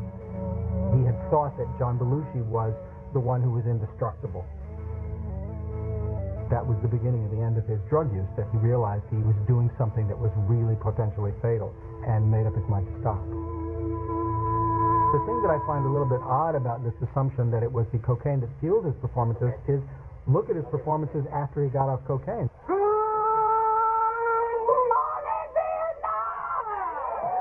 What amazed me about Robin Williams, he could do a very, very emotional scene, and they'd say, "Oh, sorry, Robin, we got to reload the camera." And instead of doing and stuff like a lot of the so-called method actors do, he would go and he would entertain the extras. Thank you. I think this fall the discerning GI is going to be wearing green in the jungle. Why? Because it matches with the green. The leaves, they fall upon the helmet, says yes to me. More recently, he's entered a fascinating phase where he's gone back. He's doing sort of roles you don't expect, where he plays semi-psychotics, and you're reminded, oh yeah, he knows how to act. Why didn't you come forward with this information when she died? She swore me to secrecy. She didn't want anybody to know about that. Even when she was dead, she didn't want anyone to know. Beaten to death. I was honoring her wishes. A body dumped on a pile of garbage. I was her friend. You weren't a friend. All right, acquaintance, all right? We were close. He plays an extremely sinister character in Insomnia with Al Pacino, and he plays a real creep in 1 Hour Photo. And I sort of think these are the roles he was born to play. I think he's great as a creep. Sorry about all the clutter. He's mesmerizing. I mean, I love watching Robin Williams play these dark, insidious people. Have you read any of my books? I haven't. I thought he was really, really engaging. I thought he was really good.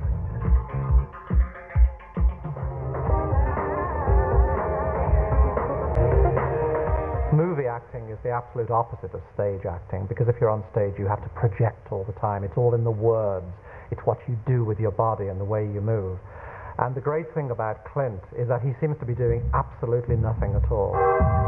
The perfect actor for the movies. Hill, now it's your turn.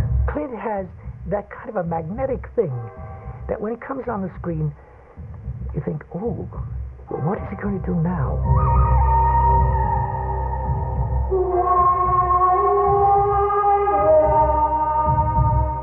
He can raise an eyebrow, and on screen that becomes terribly significant. It's a good job we don't get paid by the word, let's put it that way. It'd be skint money. There's a lot of actors who can't get away with that, who feel like they have to fill up every moment. And Clint doesn't feel that. Clint has the confidence in what he does, that he doesn't feel like he has to do that. He's the opposite of Sylvester Stallone. The more Sylvester Stallone talks, the more of an idiot he looks. Whereas the less Clint Eastwood said, the more like God he becomes.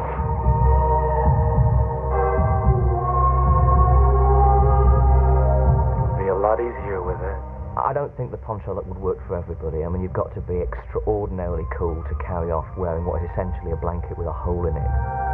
Adios. This playing the same character. The Man with No Name, they always say he was called, he was never really credited as the Man with No Name, but that's how we popularly think of him. And then he got a name. I know what you're thinking. Dirty Harry. Did he fire 6 shots or only 5? He makes the world go at his speed. It's just very deliberate, very quiet. He's not in a hurry. Well, to tell you the truth, in all this excitement, I've kind of lost track myself. But Ian, this is a 44 Magnum, the most powerful handgun in the world, and would blow your head clean off. You've got to ask yourself one question. Do I feel lucky? Well, do you, punk? Eastwood's later career is really very shrewd in finding pieces that he can do and preserve his persona, but still age. Probably the best of his later films is Unforgiven, which was a big Oscar-winning film, and that's a script that Eastwood held onto for a number of years until he felt he was old enough to play it. In Unforgiven, Clint Eastwood deconstructed the Hollywood mythology of the Wild West. He played William Money, an aging killer who now found it hard just to stay in the saddle. Will! There's somebody shooting at us. Yeah. Oh, shit. Did it hit you? Oh, no, I bumped my head falling off my horse. He waited till he was older, and he did a beautiful job of it. Yeah. Clint is deceptively talented, I think. He's what I consider a movie star. He looks like a movie star, acts like one. It's the whole package.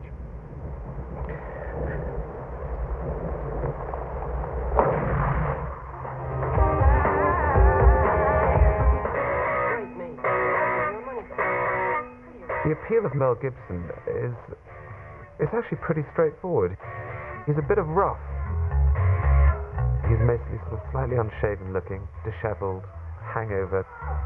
His greatest strength is the fact that he's a slob. He can be dangerous, he's sexy, and he's poetic. Parce que chaque jour, j'ai pensé à toi. He really flirts with the dirty side. A generation of teenage girls wet themselves. Here's the star that they're allowed to sort of fall in love with his little dangerous habits and vices. But in fact, he turns out to be a gold-hearted hunk who's probably extremely good in bed. That's made him a goldmine. But there's a surprising side to the real Mel Gibson. Many people think, well, if I was that famous and I had that amount of money, I would just lead this glamorous life. But Mel has always been a very dedicated family man. Mel Gibson is a devout Catholic, probably the most devout Catholic in Hollywood. You say your prayers. Hello. Mel has 7 children. He's been married to his wife Robin for 20 years. Like the best Catholic families, they're a very, very happy and large family. I work with a lot of Australian actors, and Mel Gibson was one of my favorites. He had a huge home out by the ocean. It was a hot day, had all the windows open and the doors. So the kids are climbing in and out the windows. They're coming in and out the doors. They're wrestling. They're chasing. Finally said to them, "If you don't stop behaving yourselves, I'm going to have to get ugly." And they all roared with laughter because he's such a kind, gentle man. Family man Mel won his Oscar for rewriting Scottish history in Braveheart. But it was in making The Patriot that he decided it was time to write his own paycheck. They refused to give me their names, but their ranks are 9 lieutenants, 5 captains, 3 majors, and 1 very fat colonel who called me a cheeky fellow. This is not the conduct of a gentleman. If the conduct of your officers is the measure of a gentleman, I'll take that as a compliment. Who else would have the balls to demand $25 million as a salary, thereby raising the bar to a level which the rest of the A-list gasped at? And he got it. He's Hollywood through and through, and his latest directorial project, of course, The Passion, which is the last days of Jesus Christ, I think told only in ancient languages with no subtitles. It's using his clout to tell stories he wants to tell. He's making this film in Latin and Aramaic. Do you think you and I could go to a studio and say, hey, we want to make a film that features 2 dead languages about the last few days of Jesus Christ? How about it? Mel Gibson's got that power. He can do these type of films.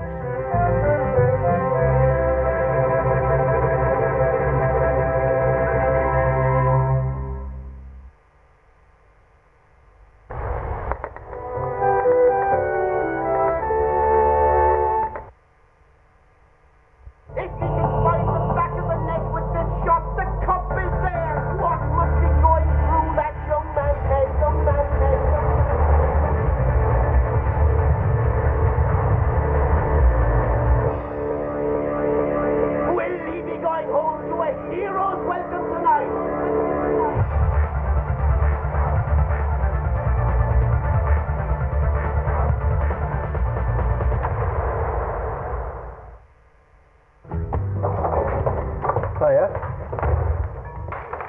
Date went well then?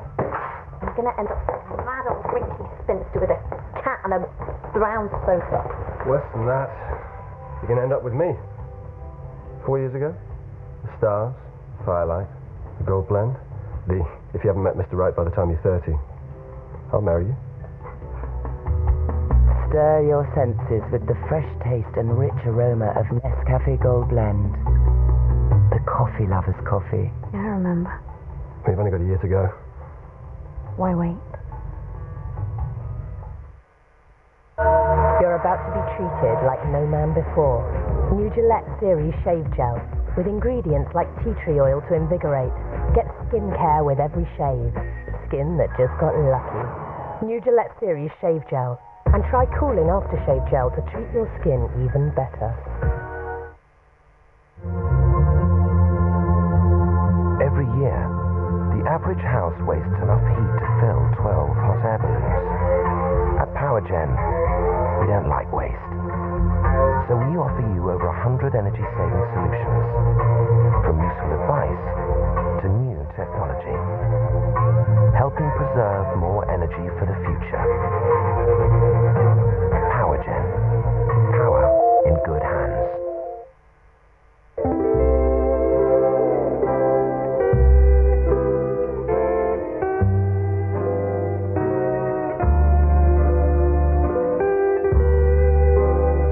Plaque is a major cause of gum disease.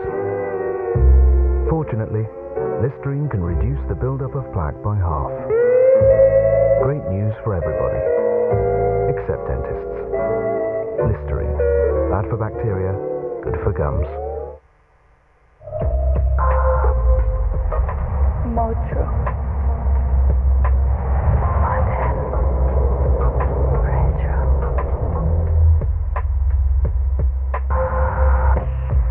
Symbology.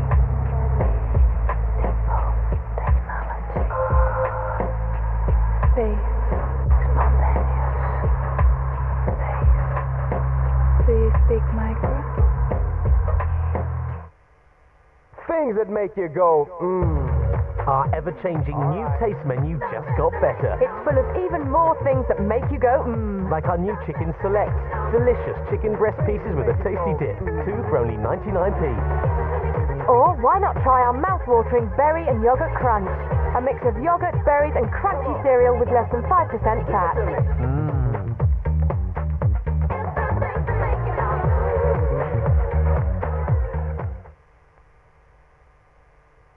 A new channel from Film 4. Film 4 Weekly starts this week.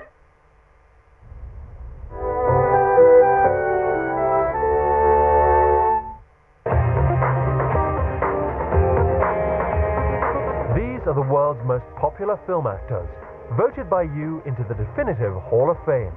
And at number 16, a screen legend with perhaps the most famous eyes in screen history. Well, that ought to do it.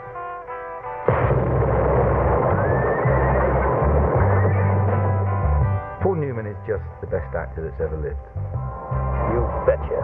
He's able to be absolutely everything you expect from a film actor and a film star. Glad to meet you, kid. You're a real horse's ass. One of the most handsome film stars.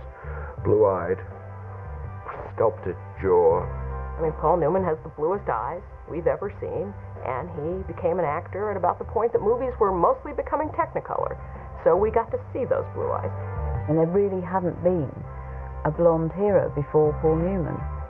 To be a man was to be hairy and macho, and, you know, that suggested dark somehow. When we're done, if he's dead, you're welcome to stay. Listen, I don't mean to be a sore loser, but when it's done, if I'm dead, kill him. Before then, I mean, all heroes have been tall, dark, and handsome. Rules! In a knife fight, no rules! Well, if there ain't gonna be any rules, let's get the fight started. Someone count 1, 2, 3, go. 1, 2, 3, go. I was really rooting for you, Butch. Well, thank you, Flatnose. He can play any character you want. He can play the rebel. the authority figure. Don't worry about it. The goody. I never shot anybody before. The baddie. And at the same time as playing all of those very varied different parts, you're also aware that you're watching a movie star, because he's just got movie star charisma coming out of him. What would you think about maybe asking us to stick around? What? You don't have to mean it or anything. Just ask us to stick around. I promise you. He is a movie star about whom there has been very little actual scandal. His early marriage broke up, and he and Joanne Woodward got together, but they have been married ever since. Paul Newman is an admirable public figure. In the last few years, he has settled for playing real old men. It's wonderful to think that someone has gone nearly 50 years and can still bring such amazing freshness to a part. Natural law. Sons are put on this earth to trouble their fathers. And his sauces are marvelous. Have you tried his sauces? It's time to rev up your summer salads. Makes his salad dressings, his popcorns. They have made millions and millions of dollars, all of which he turns over to charity. Go ahead, pour it on. He is someone who has used his celebrity for good.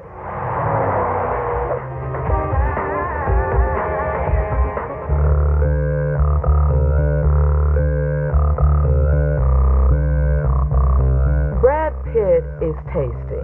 That's right. Brad Pitt is gorgeous. All the ways you wish you could be, that's me. I think Brad Pitt is essentially the 21st century Rudolph Valentino. He's an exquisitely beautiful man. He has actually made his name from a Levi's commercial. From wherever you get your first break, that sort of identifies your persona in terms of movies. I think with Brad Pitt, he was always fighting against a sort of matinee idol or reinvented matinee idol look. Brad Pitt's career in Hollywood is really unfolding the way an actress's career would go. He is the male equivalent of Cameron Diaz. I mean, he is Cameron Diaz with a penis. He has been culturally identified as the female fantasy figure, and that's such a demotion for men. It almost brings with it an association with gigolo or plaything. Brad Pitt's movie breakthrough came in 1991 when he was cast as the cowboy drifter in Thelma and Louise. I think if you look at Brad Pitt in Thelma and Louise, even then you could see that he was something special. But I didn't work with him as much as Gina did. He had clearly awakened the Gina Davis character sexually. That scene immediately made him a love object for millions of women who would like the same experience. That's him going. I love watching him go. Brad Pitt's had a really hard time finding roles he likes because everybody wants to make him that guy from Thelma and Louise. It must be very irritating for Brad Pitt for people to just say, "Oh, just stand there and look gorgeous, dear. Don't bother, you know. You don't have to say anything." But it's very difficult when you're dealing with producers and they're putting huge amounts of money. They want to see box office draws. If you fall into that little sort of pigeonhole, you're going to stay within that pigeonhole for a long time. It's very hard work to get out of that. It takes a long haul. Hey, something stinks. And this one here, and this you, in your $3,000 suit and that smug smile on your face, dealing for that piece of shit. I don't like Mills! I am required by law to serve my clients to the best of my ability. Brad Pitt has become very, very interesting. And the talent that was in those early films, you know, he's now ready to sort of take off on them. Gentlemen, welcome to Fight Club. I was just stunned by him. I thought this guy is like an incredible actor. We've all been raised on television to believe that one day we'd all be millionaires and movie gods and rock stars, but we won't. We're slowly learning that fact. We're very, very pissed off. He's gone to great lengths to prove that he is an actor and not just a pretty face. Shut up. Oh, yeah! Fortunately for him, the pretty face will go, and there will be the actor when he gets to my age.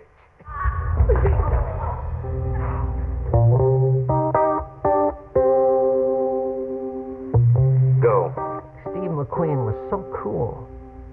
He would seem to be so relaxed in front of the camera. He had screen presence.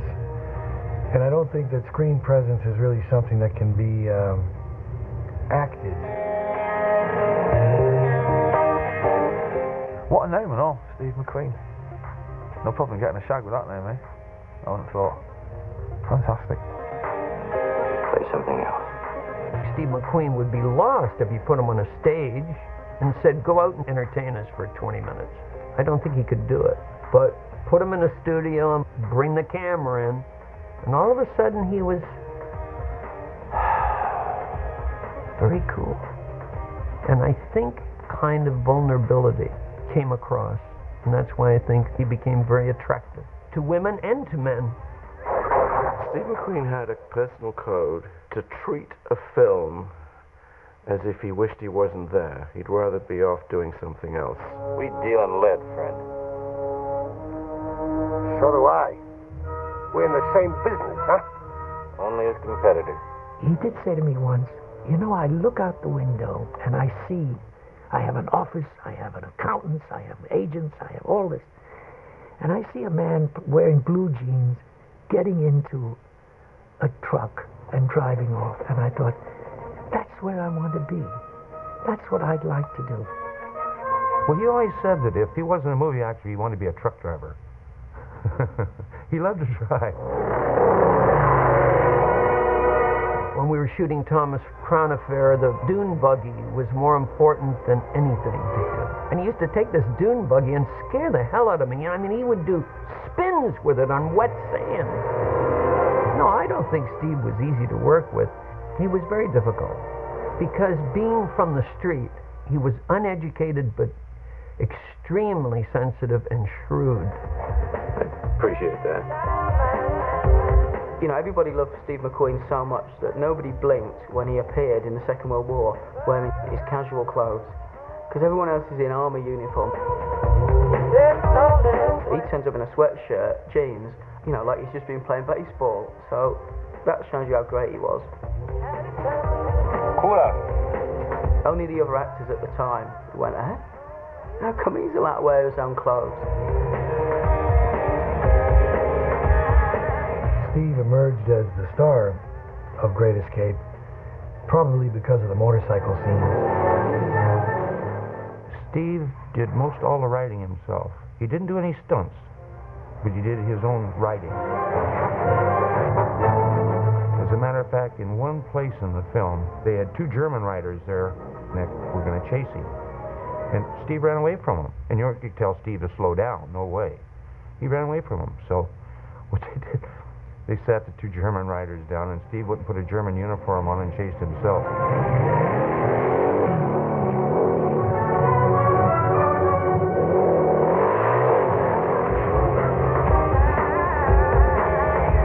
One of those amazing transformations for which Hollywood is famous was recently completed for this delightful little actress, Audrey Hepburn.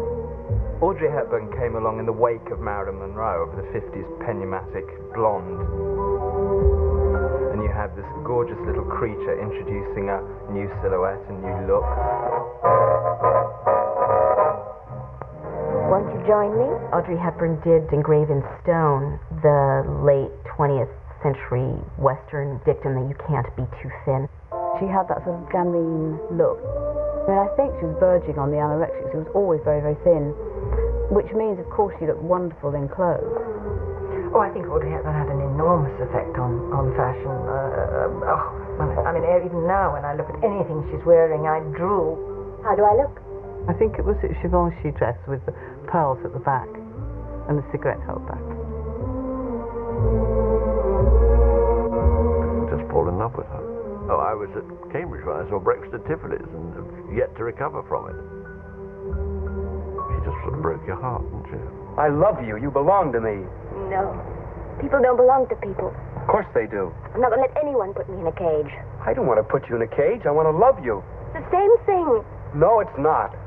Holly? I'm not Holly. I'm not Lula May either. I don't know who I am. I'm like Cat here. We're a couple of no-name slobs. We belong to nobody, and nobody belongs to us. We don't even belong to each other. she didn't play anything very different in all her films, I think. With those extraordinary ingredients of a child woman. Oh, you should see your face. What's the matter with it? It's lovely. But behind Hepburn's glamorous image is a story of real hardship and danger during her childhood. Growing up in Holland during the war, she lived her youth years having to carry documents, having to stand by on a corner where soldiers that have invaded your country are marching by, not being able to get the proper nutrition or do all the things that children do. I think this is why she chose UNICEF as an organization to work with for the last few years of her life. They like to say that she's remembered as a fashion icon, but in the end, I think if you ask people, I think what they really remember her best for is the fact that the young twig became this wonderful tree that didn't just grace the screen, but graced millions of children across the world.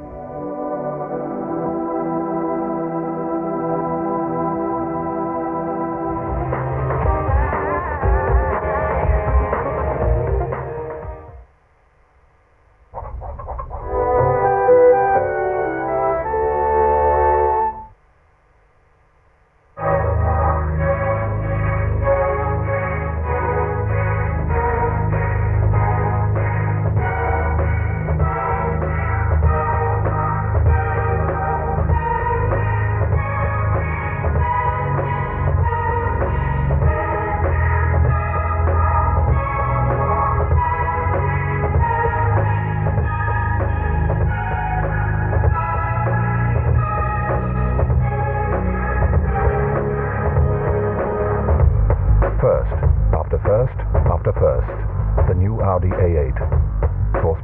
Technik. Need a plumber? Or do you just want that blockage shifted fast? New Harpic PowerJet with its hydraulic action does it in 3 seconds flat. New Harpic PowerJet. You might find it's quicker than a plumber.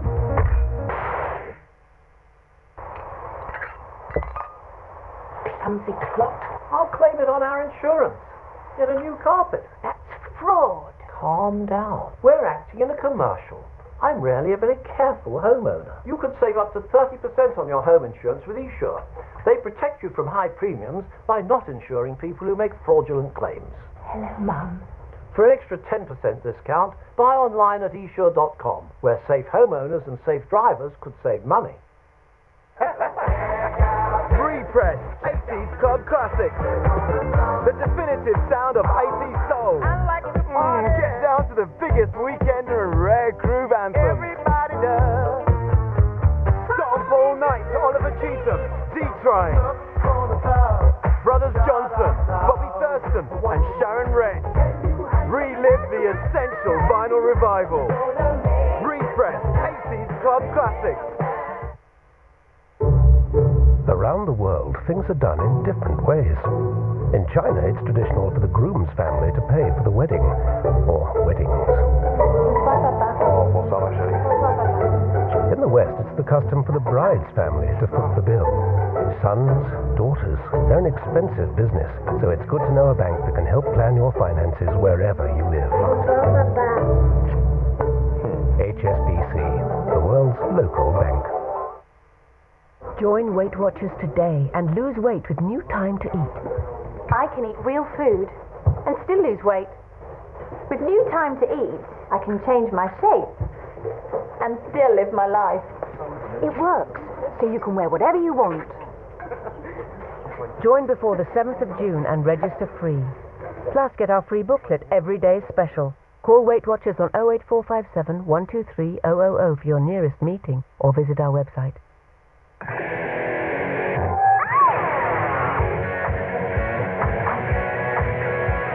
If you're too wimpy to wax, try new Beat Wax Strips. They're for sensitive skin.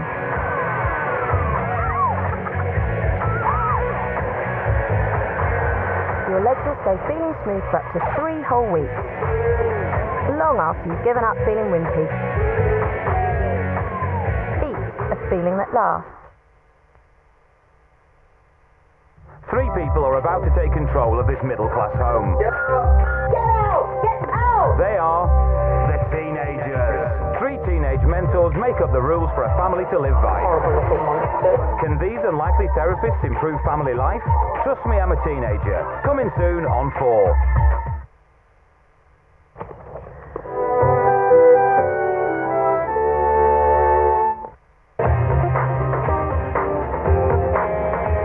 Kicking off the penultimate part of the 100 greatest movie stars, at number 12, it's a war hero who became a one-man symbol of modern America. Well, anyway, I was walking down along the street, and I heard this voice saying, "Good evening, Mr. Dowd." Well, I turned around, and here was this big 6-foot rabbit leaning up against a lamppost. I thought nothing of that, because when you've lived in the town as long as I've lived in this one, you get used to the fact that everybody knows your name. Jimmy Stewart is one of the biggest movie stars there has ever been. He is the iconic American everyman.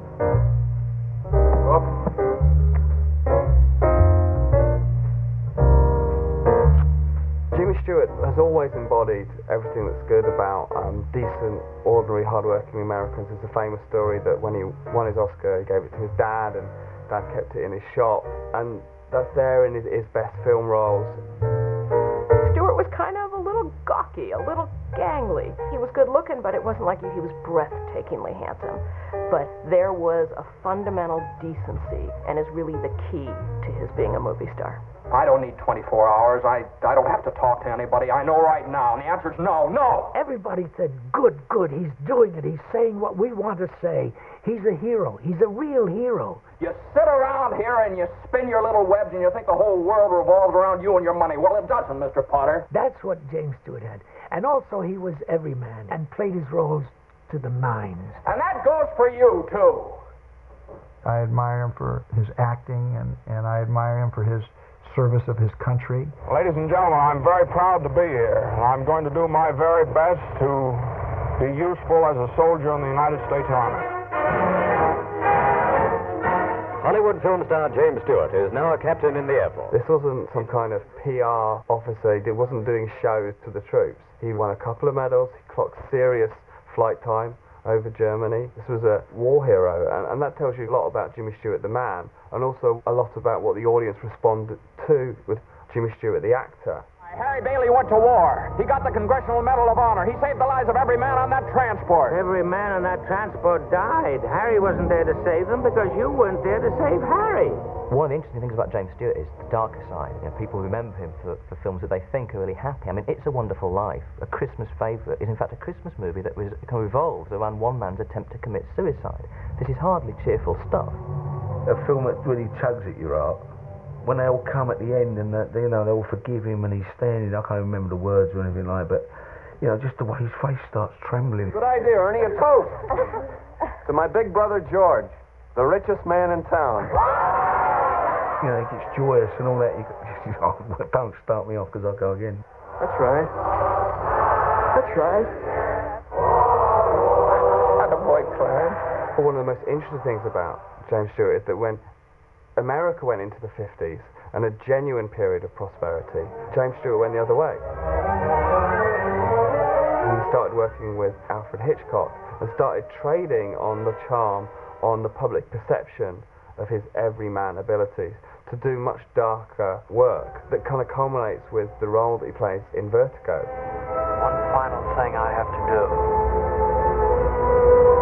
and then I'll be free of the past. He becomes a control freak. He controls this woman, and you know it's going to end badly. You wanted to stop it. Why did you scream? Since you tricked me so well up to then, you played the wife very well, Judy. It takes his acting to a new level. I made you over just like I made you over. And it's because it's James Stewart doing it that makes it so powerful.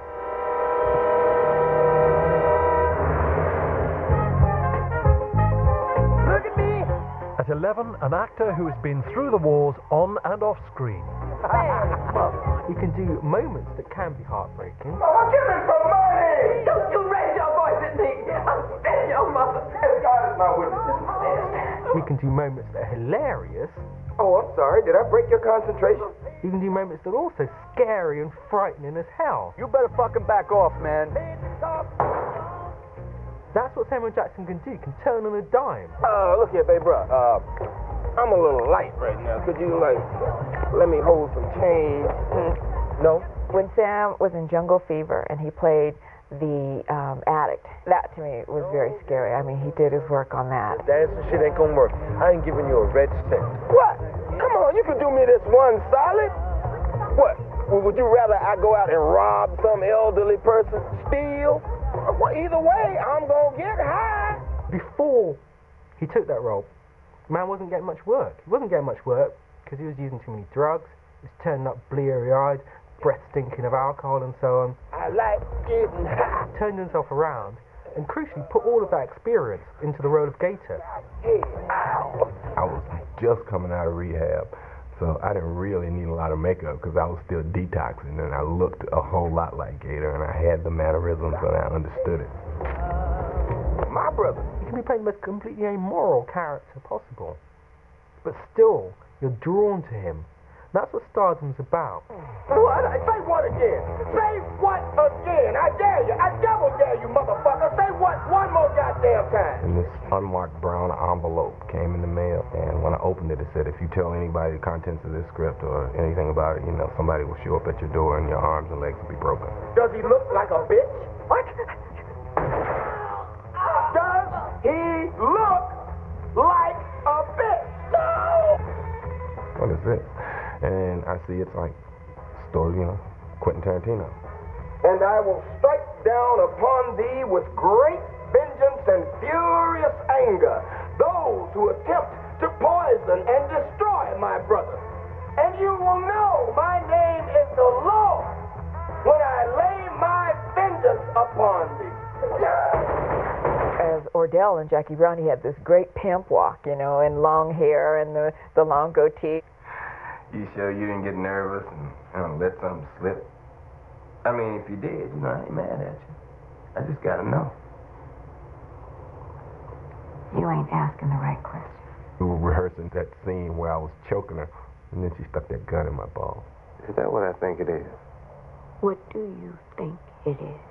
I think it's a gun pressed up against my dick. Oh, you thought right. Now take your hands from around my throat. Actually, she didn't have a gun. She had her finger.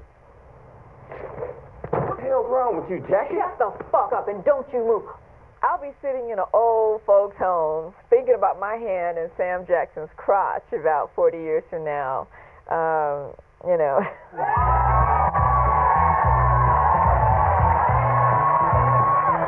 I was over in London doing something. I did the Chris Evans show, and he asked me if there was any director that I hadn't worked with that I wanted to work with. If you had one more film, if I had one more film, the one that I'm chasing really hard right now is the Star Wars prequel.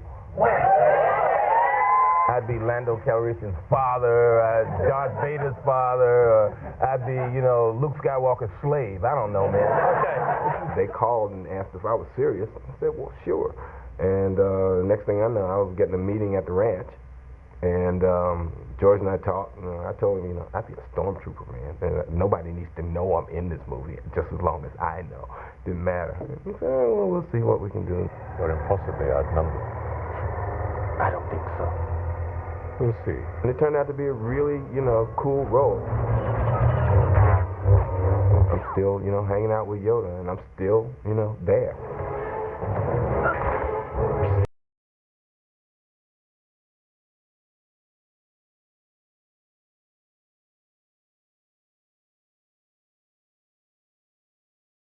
Have somebody who can play the master gentleman. For more than 30 years, Cary Grant ruled Hollywood, equally at home in comedies like Arsenic and Old Lace or thrillers like North by Northwest. He was simply the smoothest star in town. All the women around the world absolutely adored Cary Grant. It's Cary Grant. In affairs of the heart, he's an irresistible force. I think Cary Grant's the best there ever was. And it always looked effortless. He never showed you, he never said to you, look, I'm working really hard, because he would hide it all. And I'll count to 10, and when I take my hand down, you will be gone. Because his whole life had a sort of element of masquerade in it. Cary Grant built everything from scratch. on Archibald Leach in Bristol. Cary Grant's mother was committed to an asylum when he was a little boy. His father never told him where his mother was. His father sort of like let him go in the streets. People made fun of him. Took himself away and became an icon. Okay, Alexander. You're done. He invented himself. You're a new man. I'm sorry the old one couldn't tell you the truth. He played this kind of suave character with an accent. Nobody knew where this accent came from. Well, what would you like me to say? I've never heard anybody else talk like Cary Grant. In this highly competitive world, when a man has no profession, there isn't much choice. There's a lovely clip in Some Like It Hot when Tony Curtis has been impersonating Cary Grant when he's playing the Shell Oil millionaire. Haven't I seen you somewhere before? Not very likely. Jack Lemmon walks into the bathroom and says, Where did you get that phony accent? Nobody talks like that. Everybody in Hollywood explodes with laughter because Cary Grant does talk like that. Reggie, Got you. did you ever hear the story of the boy who cried wolf? On screen, he was like the epitome of the ideal man. I don't think in real life Cary Grant was especially smart. Well, what a terrible thing to say. How could you think that? Then prove it to me. Although Grant played his public image to perfection, his real life was not so smooth. I think he had 5 marriages finally. There are also, of course, rumors that Grant was gay. I don't know whether the rumors are true. I've never seen proof of it. Never forget the great line that he once said, Cary Grant, yeah, wonderful, I wish I was him. I had a conversation with him not long before he died, and he was lamenting the fact that there was such a gap between him and the screen image, because it constantly bedeviled him. People came up to him expecting him to be Cary Grant, and he didn't have a scriptwriter there to write Cary Grant's lines.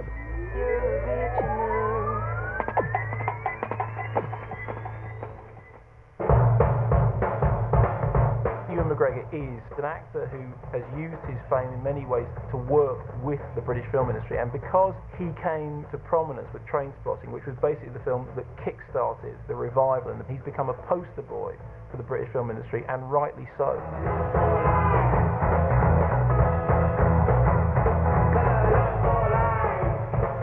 The best Ewan McGregor movies are the movies where he can flash his smile and he can shout. Some people hate English, I don't. They're just wankers. And he can be harsh and he can win you over by pure energy.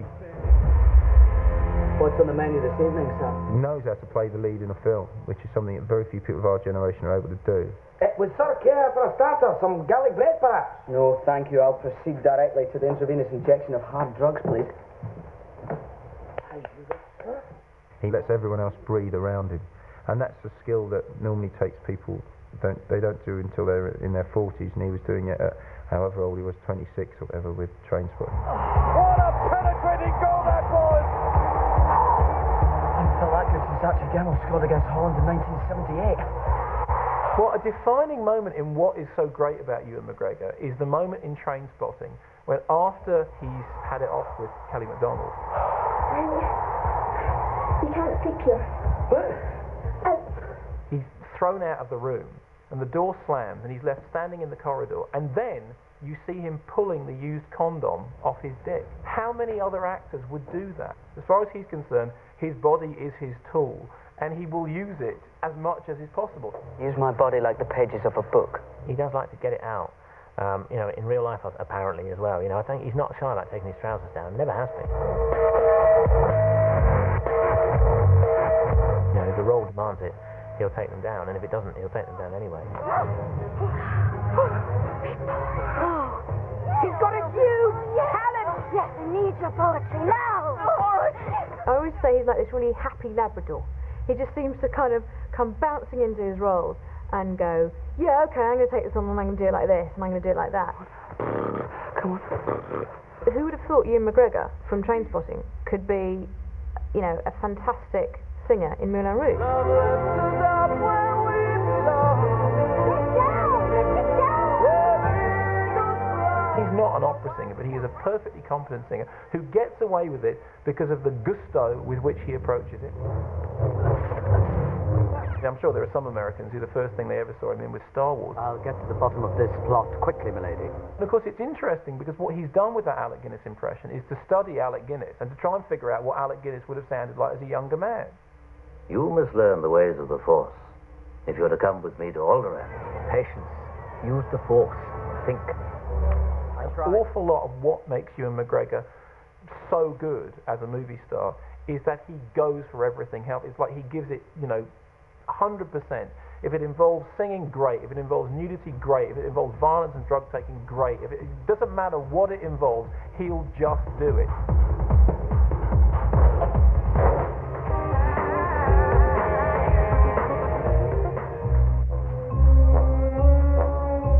Sean Connery has a real sense of danger about him. It's what made his Bond the most explosive, the most fascinating. There's always a sense about Sean that you wouldn't want to cross him.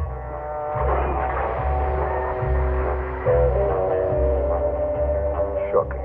I love Pierce Brosnan. I think he's doing a great job, but Sean, he's Bond. Felix, say hello to Dink. Hi, Dink. Dink, say goodbye to Felix. Man talk. And he's just sexy. And he still is. Welcome to the Rock. Want to take a walk? Who's playing my dad. And it's really hard not to flirt with your dad when it's Sean Connery. So I was halfway through the scene, I suddenly thought, I think I could be playing this wrong. I rehearsed this speech 1,000 times on the chance that we would meet. Here we are. And I'm lost. Well, I don't know how I'm supposed to be feeling either. I found myself kind of, like, not really playing the daughter role. I'm not an evil man.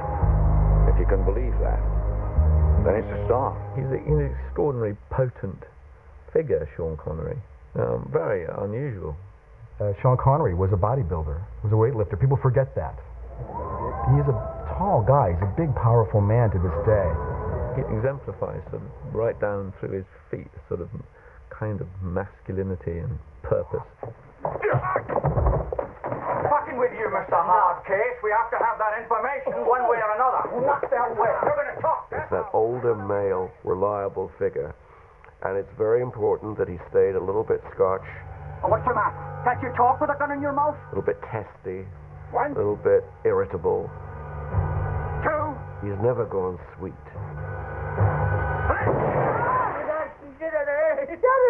I'm going to don't. I'm telling you, I'm going to tell you whatever you want. What do you want to know? He's never been absolutely less than his own man. He pulls a knife. You pull a gun. He sends one of yours to the hospital. You send one of his to the morgue. That's the Chicago way. And that's how you get Capone. As a man goes, he's very trustworthy and honorable.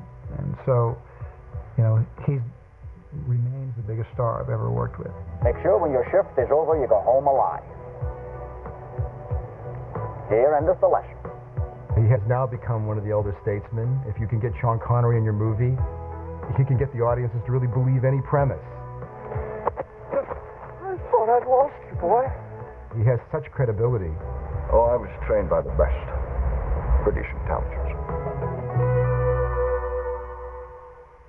Nurse Graves! Yes, Doctor. Take Mr. Lightbody immediately to the yogurt room and give him 15 gallons. Oh, no, I can't eat 15 gallons of yogurt. Oh, it's not going in that end, Mr. Lightbody. There's something inherently sexy about Tony, because he's so bloody good. Good acting, sexy. Good evening. He is always an outsider. I think it's what the best movies that use him exploit, his outsider quality, the otherworldliness that is just him. Good morning. He's kind of an interesting character, this sort of bizarre loner, and he drives across America to all his film sets, and he'll spend 60 days driving across the States, stopping off at motels and so on, learning his lines.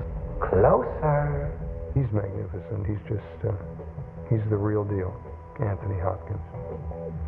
As Hannibal, he's likable. You want to know him.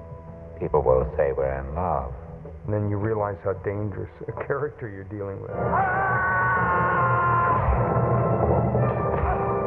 Once upon a time, Hopkins was of the Richard Harris, Burton type, heading to an early death. He had that Welsh alcoholic quality to his life.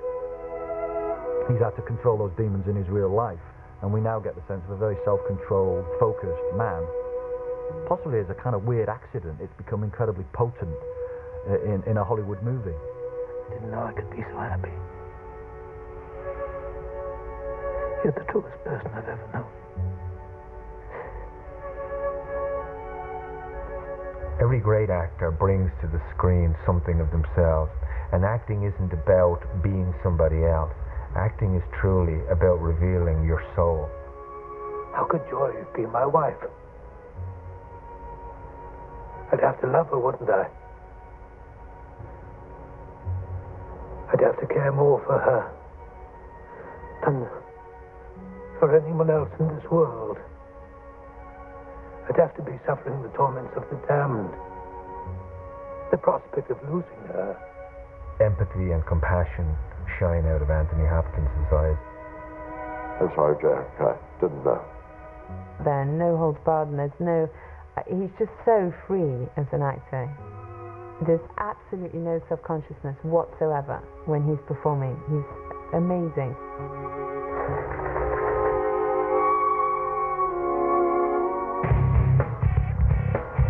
The thing about Jack Nicholson is that he's always been going bald, but he's never got any balder.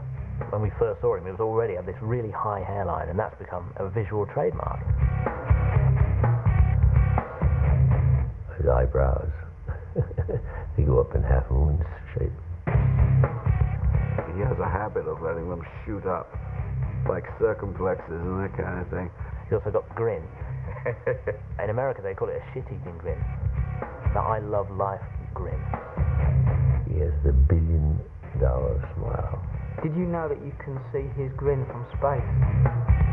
Well, you can. Russian astronauts could see Nicholson's grin from space during the filming of The Shining.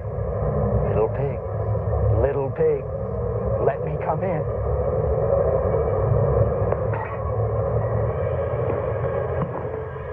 Not by the hair on your chinny chin chin. Then I'll huff, and I'll puff, and I'll blow your house in. His best role is still The Shining. He's going mad. It's not quite evil. He isn't evil. But the madness just makes him evil. You don't want him to die because it's Jack. Even though he's got an axe, you still don't want him to die. There's this kind of evil there, but it's a cheeky evil that is almost appealing. Here's Johnny! You don't know whether to be scared or thinking this guy's a great bloke who you'd have an absolutely great party with. And, you know, he's played on that throughout all these roles. He's always got this cheeky, mischievous side to him. The word cool is used, but I think if you put a picture on it, it would be him. We named our magazine after him, after we met him at a party. And he's as cool in real life. This was in a little kitchen, it wasn't in a showbiz party. We stumbled across him at someone's house. He's really an original thinker. You talk to him about anything, not necessarily anything weighty. We talked about dogs and fireworks, and he's just cool and classy. Hollywood! Jack Nicholson is no matinee idol. He's not that handsome or good looking, but he's just damn good fun. That's what the women see in him. He's the serial seducer. The women that I've talked to who know Jack Nicholson intimately say that when he makes love to you, you've never been made love to like that. And they are obsessed. He's Jack Nicholson. How can a woman turn that down? Well, don't look too close at her because the sheriff's right over there, you know what I mean? Jack likes screwing around. Jack likes smoking grass. You mean marijuana? I remember on Easy Rider, we dropped acid when we got to Taos, New Mexico. And I remember there were insects, like between us and the sun. What was that, man? What the hell was that, man? And I said, we're just like those insects, Jack. That was a UFO beaming back at you. Jack saying, you know, we're geniuses. They'll see. You're stoned out of your mind, man. I think that's why people, especially guys, still love Jack Nicholson, because he's got that, almost that teenage spirit without making him look backwards. Here's the first of the day, fellas. That's why he's a star. He's not normal. Yeah!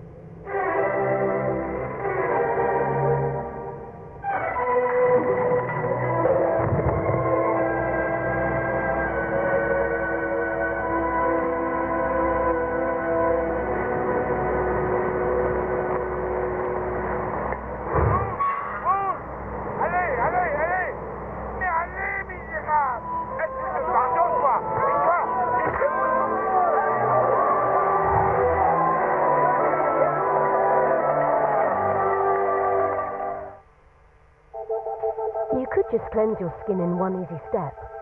Or you could cleanse, exfoliate, tone and condition all in one easy step. We've added the creamy cleansers, vitamins and light moisturizers to our gently exfoliating daily facials. You just add the water. To improve your skin while you cleanse, our best facial is a daily facial from Olay's extensive cleansing range. Olay. Love the skin you're in.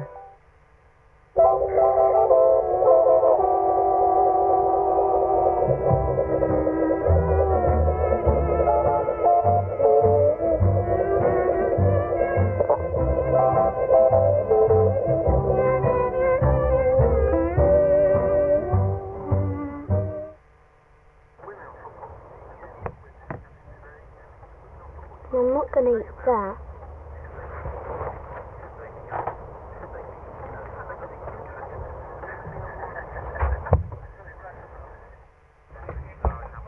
There you are. I'm not going to even think of eating that.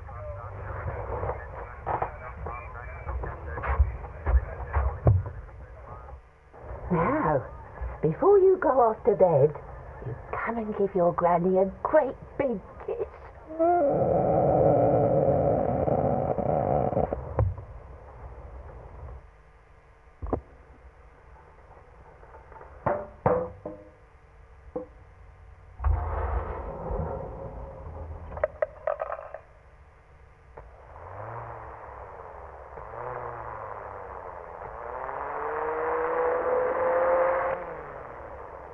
Isn't it nice when things just work?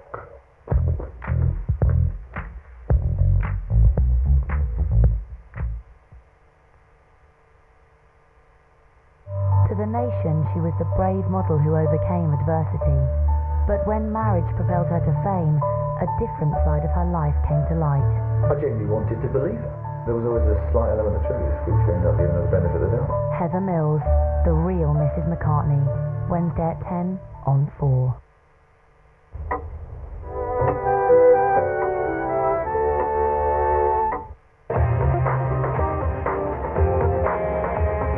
There's nothing like an epic adventure when it comes to box office success, and at number 5 is the greatest action hero of them all.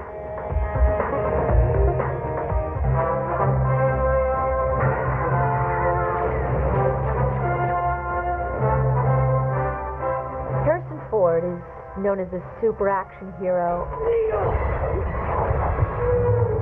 and also known as one of the richest actors in Hollywood. His most recent film, K-19 The Widowmaker, he made $25 million in salary plus 20% of the gross. So this is no stupid guy. This is Kid's Play. I'll be right back. Harrison Ford represents the Hollywood machinery and what it can do so well. It's a leap of faith. He was a carpenter. He wasn't dead set on being a movie star from birth. And I think that's why to this day, Harrison Ford is so appealing. You can still see that reticence in his performances. You're just right on the edge with his He-Man action hero, but you can just see a glimmer in his eye that says, but I'd rather be home with a hammer. May the force be with you. Star Wars was where Harrison Ford became a star, without a doubt. Anyone connected with that film was a star, although not all of them carried on, with the career that he had. He's the only one who rose above Star Wars, really, and became bigger than Star Wars. With Harrison Ford, I think he captured such amazing goodwill when he made the Star Wars movies that he's just in people's hearts. Han Solo. I'm captain of the Millennium Falcon. Star Wars is just one of those things that it's totally unique to people of my age group, I think. You've never heard of the Millennium Falcon?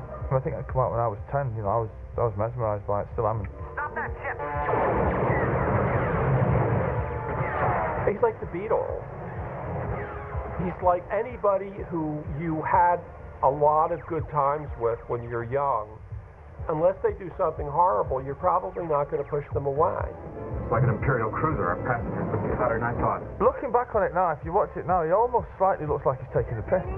Traveling through hyperspace ain't like Dustin Cross, boy. When he's saying the words that are written for him, and it's all sort of Star Wars speak, he almost looks like he's got a sly grin on his face. Here's where the fun begins.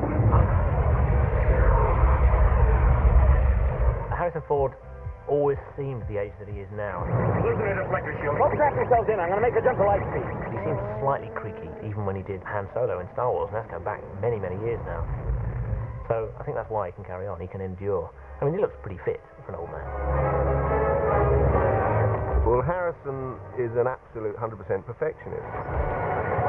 When you go to the movies to watch Indiana Jones, you're going to see Harrison Ford be Indiana Jones.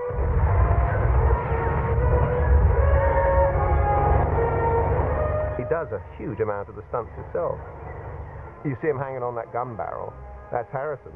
I don't know if he's actually in pain or whether he's acting, because he's doing it all so well. But he was getting squished in there quite a bit. He's got some guts.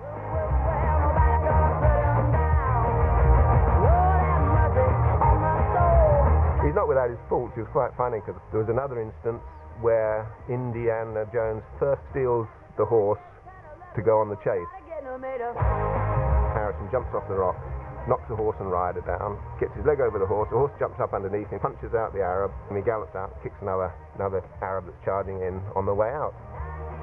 So I'm looking at the rock, I've got a guy lining it up for me, so I'm saying, yeah, put the sand here, because I'll land here, sort of thing, and suddenly over my shoulder there's Harrison. He says, no, I'll tell you what, you want a bit on the left there, and I now get the impression that he thinks he's doing the stunt. He's busting bricks now. And I'm going, whoa, Harrison, you can't do this, I've got to do this.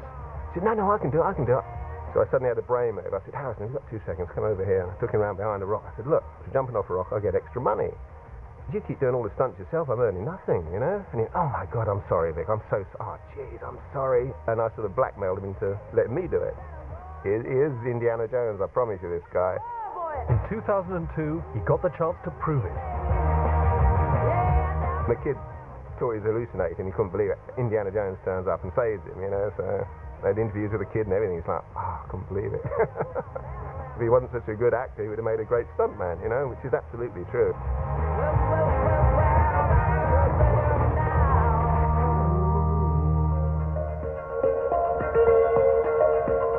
Ladies and gentlemen, Kevin Spacey.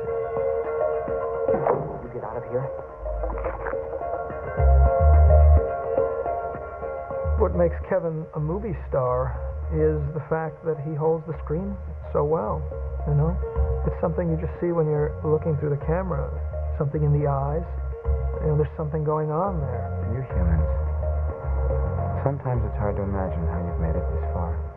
Spacey was basically the discovery of the 90s, wasn't he? I mean, everyone saw in The Usual Suspects. I remember when I read the script and I thought, this is really risky territory. This is going to be hard to pull off. He reads the entire plot of the movie off a wall, and that the guy has been just looking at a wall and making things up as he goes along. I mean, like orca fat. I'll never see him again. Back when I was cooking beans in Guatemala, we used to make fresh coffee. The big key thing was that transformation at the end from Verbal Kint to Kaiser Soze merely through acting. The cripple, did you see him? The cripple, which way did he go? The moment when he walks out of that police station and his limp straightens out and his hand straightens out. It was a great arrival, it was a great announcement, and I think everything that's happened to Spacey since has come from that moment. I'm a great admirer of Kevin Spacey's work. He is like a chameleon, you know, he really transforms himself each time. All right, honey, I won't be weird. Okay. I'll be whatever you want me to be. Well, okay. He can be both incredibly disheveled, Certainly. incredibly powerful, and at times incredibly handsome. Spectacular. That's the stuff of a real, genuine, long-lasting movie star. Smile, you're Mr. Smiley. Would you like to try our new beef and cheese pot pie on a stick, just $1.99 for a limited time only? We were just at a seminar. Buddy, this is my... Her husband. We've met before, but something tells me you're going to remember me this time. He's so droll always. The dryness of his humor is fantastic. Would you like Smiley sauce with that? Lester, just stop it! No. You don't get to tell me what to do. Ever again. He doesn't really want us to know that much about him. I mean, when he goes to an award ceremony, he might bring his mum or bring Judi Dench rather than bringing someone from his life. Can you remove your sunglasses for me, please? Oh, I'd rather not. He doesn't want to give himself away, and that's because he wants to be totally convincing when he's on the screen. Are you traveling somewhere? I have arrived. My travels are over for the time being. Kevin likes to keep his personal life private. I don't require luggage. You want to keep as much baggage out of the way as possible. You know, the more you're shoving into the public, the more you're exposed, and the less people will buy into you playing an old man or a scientist. At the same time, I think he's a bit of a publicity seeker. He turned up with Bill Clinton once during the Labour Party conference. Without further ado, I'm going to give you to Kevin Spacey. He's recently crowned himself King of British Theatre, basically, by taking over the Old Vic. I am delighted to be taking on the challenge of running a new production company at the Old Vic Theatre beginning in 2004-2005. What he is intelligent. He's a very sharp film star, and one thing that tends not to go together is massive intelligence and Hollywood movie stars. This guy is, you know, a clever man. Great.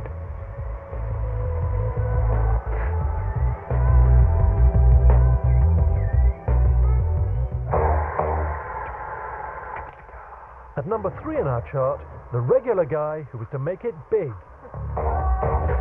Tom Hanks is the biggest star in the world.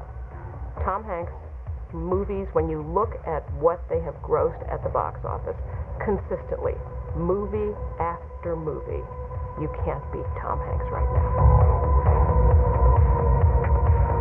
It is as if he has an unwritten contract with the movie-going public. I will never willingly make a bad movie. Tom Hanks is the safest pair of hands in the film business. And I think that in Big, it's really difficult to capture a true childlike quality. No. It kind of taps into a fantasy that I think a lot of people have, which is kind of, if you had the innocence and exuberance and joy of discovery that a child has, what would you be able to do if you had an adult body? Tom Hanks really captured that. A friend of mine said she loved him because he's not a star. Well, of course, that's absurd. He's one of the biggest paid stars in Hollywood. And yet he projects a non-star image. What is she talking about? Tom Hanks is a very unlikely movie star. For one thing, he doesn't look the part. He's got slightly wispy hair, he's got little eyes, he's got a high forehead. He's not good looking in the classic sense at all. But there's a sort of everyman quality about him. He's really the guy that you want to take home to the children. You know, this is the new romantic hero. There's a certain decency about him, and that plays very well against the drama of the roles that he's playing. I actually think the best Tom Hanks role is Saving Private Ryan because it really plays to his strengths. I really thought Tom did a great job of that. He has that look in his eye and that feeling about his body telling you, this is not easy. I am beyond my limits. His films imbue them with a nobility and a patriotism and a strength that maybe he does or doesn't have. My guess actually is he does. Saving Private Ryan made Hanks the first film star to receive the U.S. Navy's Distinguished Public Service Award. Somewhat unique for us to give an award to an actor, but Tom Hanks had done such a powerful job in this movie, we felt it was important to recognize what he'd given. Movies like Tom Hanks often makes resonate. They catch you in the heart, they get you in the brain, and they make you think, would I be as brave a person as he?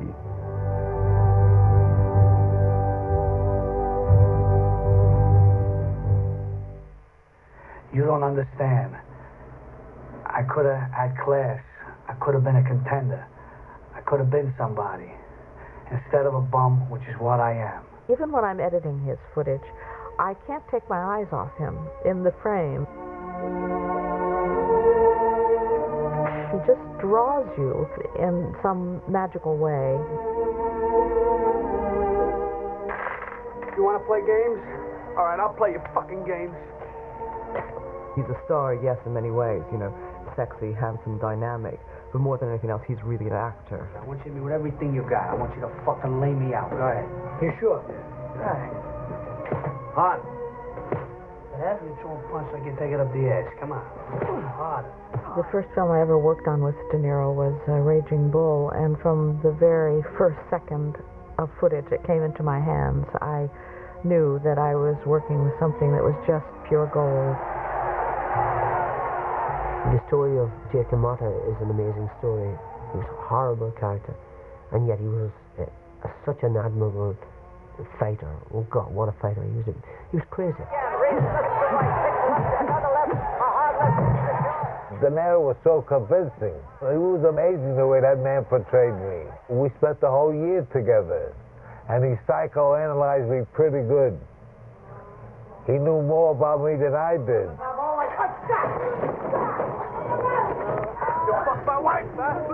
He had just assumed the persona of Jake LaMotta in a way that was almost scary. It really wasn't as if we were talking to Bob sometimes. It was as if we were talking to Jake.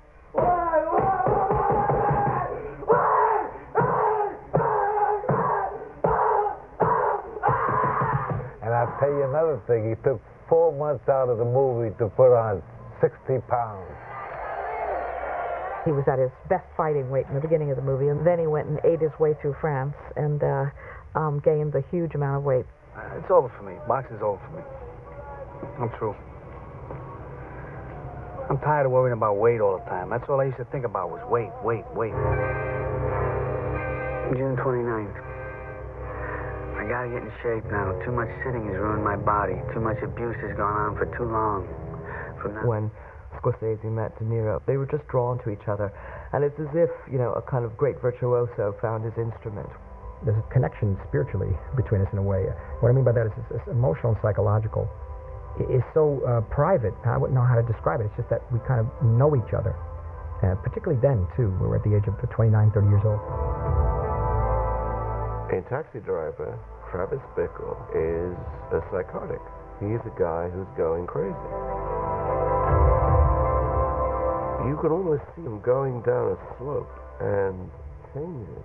And, you know, sometimes you worry, will he ever get back?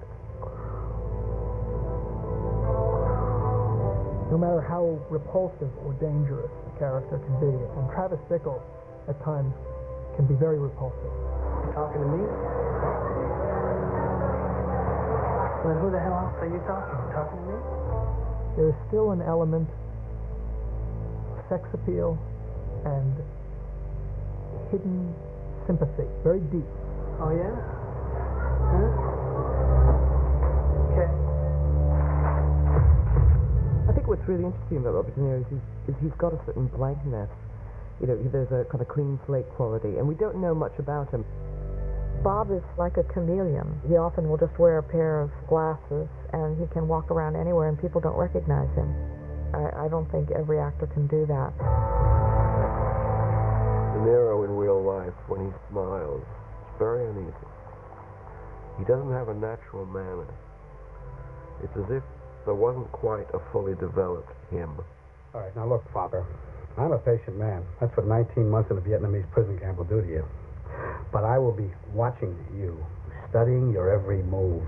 And if I find that you are trying to corrupt my firstborn child, I will bring you down, baby. I will bring you down to Chinatown. With Robert De Niro, there's always been a sense of humor in his approach to some of these roles, even when he's being monstrous. So now, what he's done is he's transformed himself into a brilliant comic actor. Pam told me she let you in on a little secret of mine last night. Yes, she did. Well, as long as you can keep your mouth shut for the rest of your life, you're in no immediate danger. I won't tell. I'm just being humorous.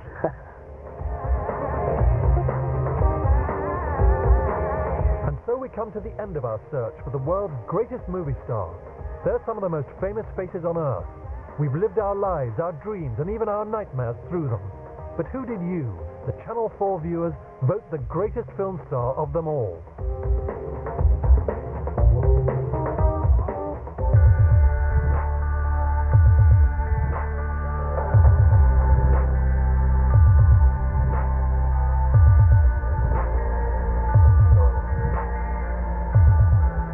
comes into the room, it's like the wind comes in. He's like a sort of force of nature.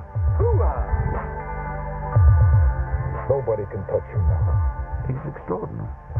My gift. It's fucking really special. Whatever you have, I don't know where he got it. On the screen, he's a giant. I think the most remarkable thing about Pacino is his variety. I mean, in anything, you know, he's a drug dealer, you want to have sex with him, you know, he's a mass murderer, you want to have sex with him. I mean, whatever movie he's in, you just want to have sex with Al Pacino. And I mean, that's what makes a great Hollywood star.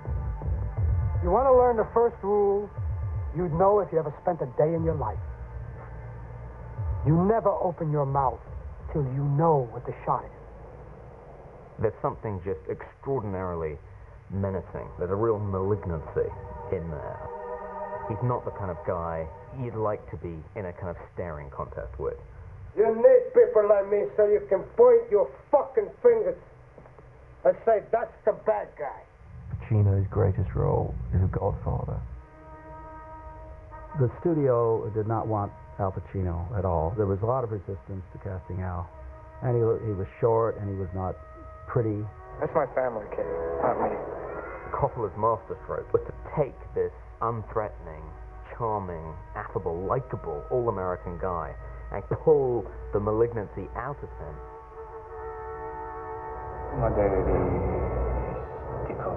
the end of the film, he's become almost the devil.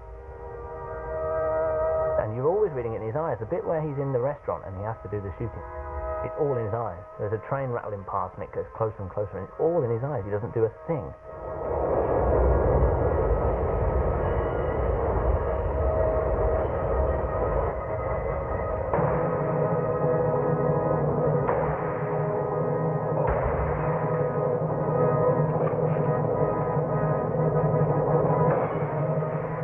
And there's no other actor I can think of who could do that.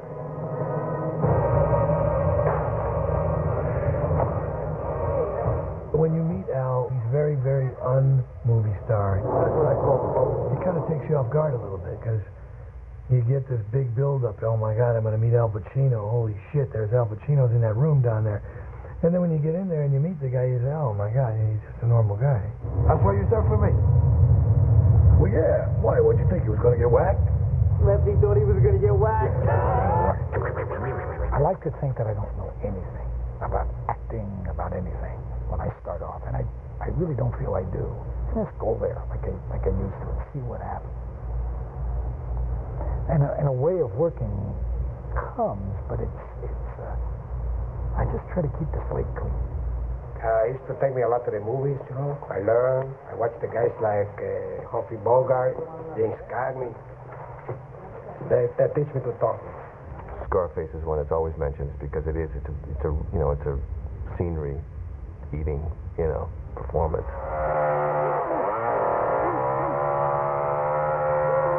A guy like Scarface, I mean, what can you say? A guy is about to saw you in half, and you tell him to go, fuck himself. So who's ever said that? In that situation, you'll be crying and screaming. Fuck you.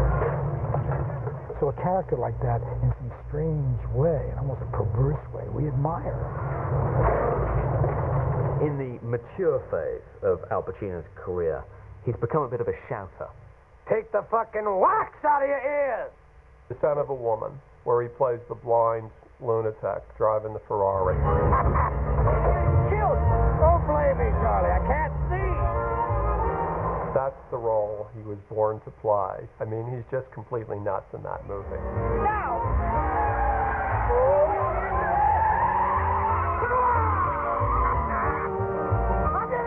What Pacino is able to do that's so unique is he's able to project different layers of intention, say one thing, thinking another, and the audience can understand that.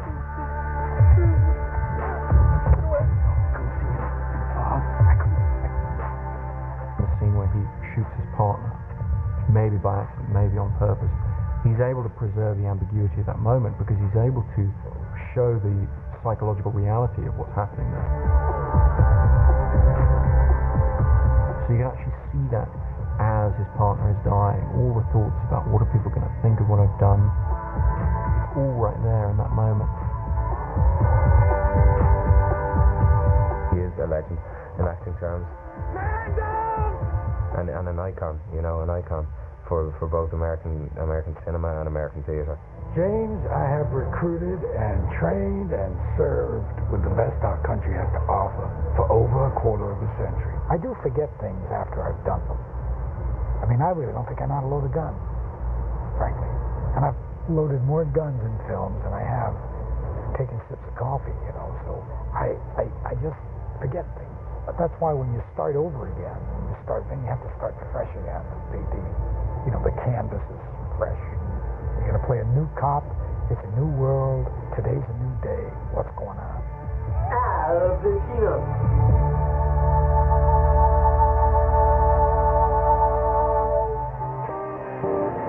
They was for an Oscar-winning performance from Robert De Niro in Raging Bull.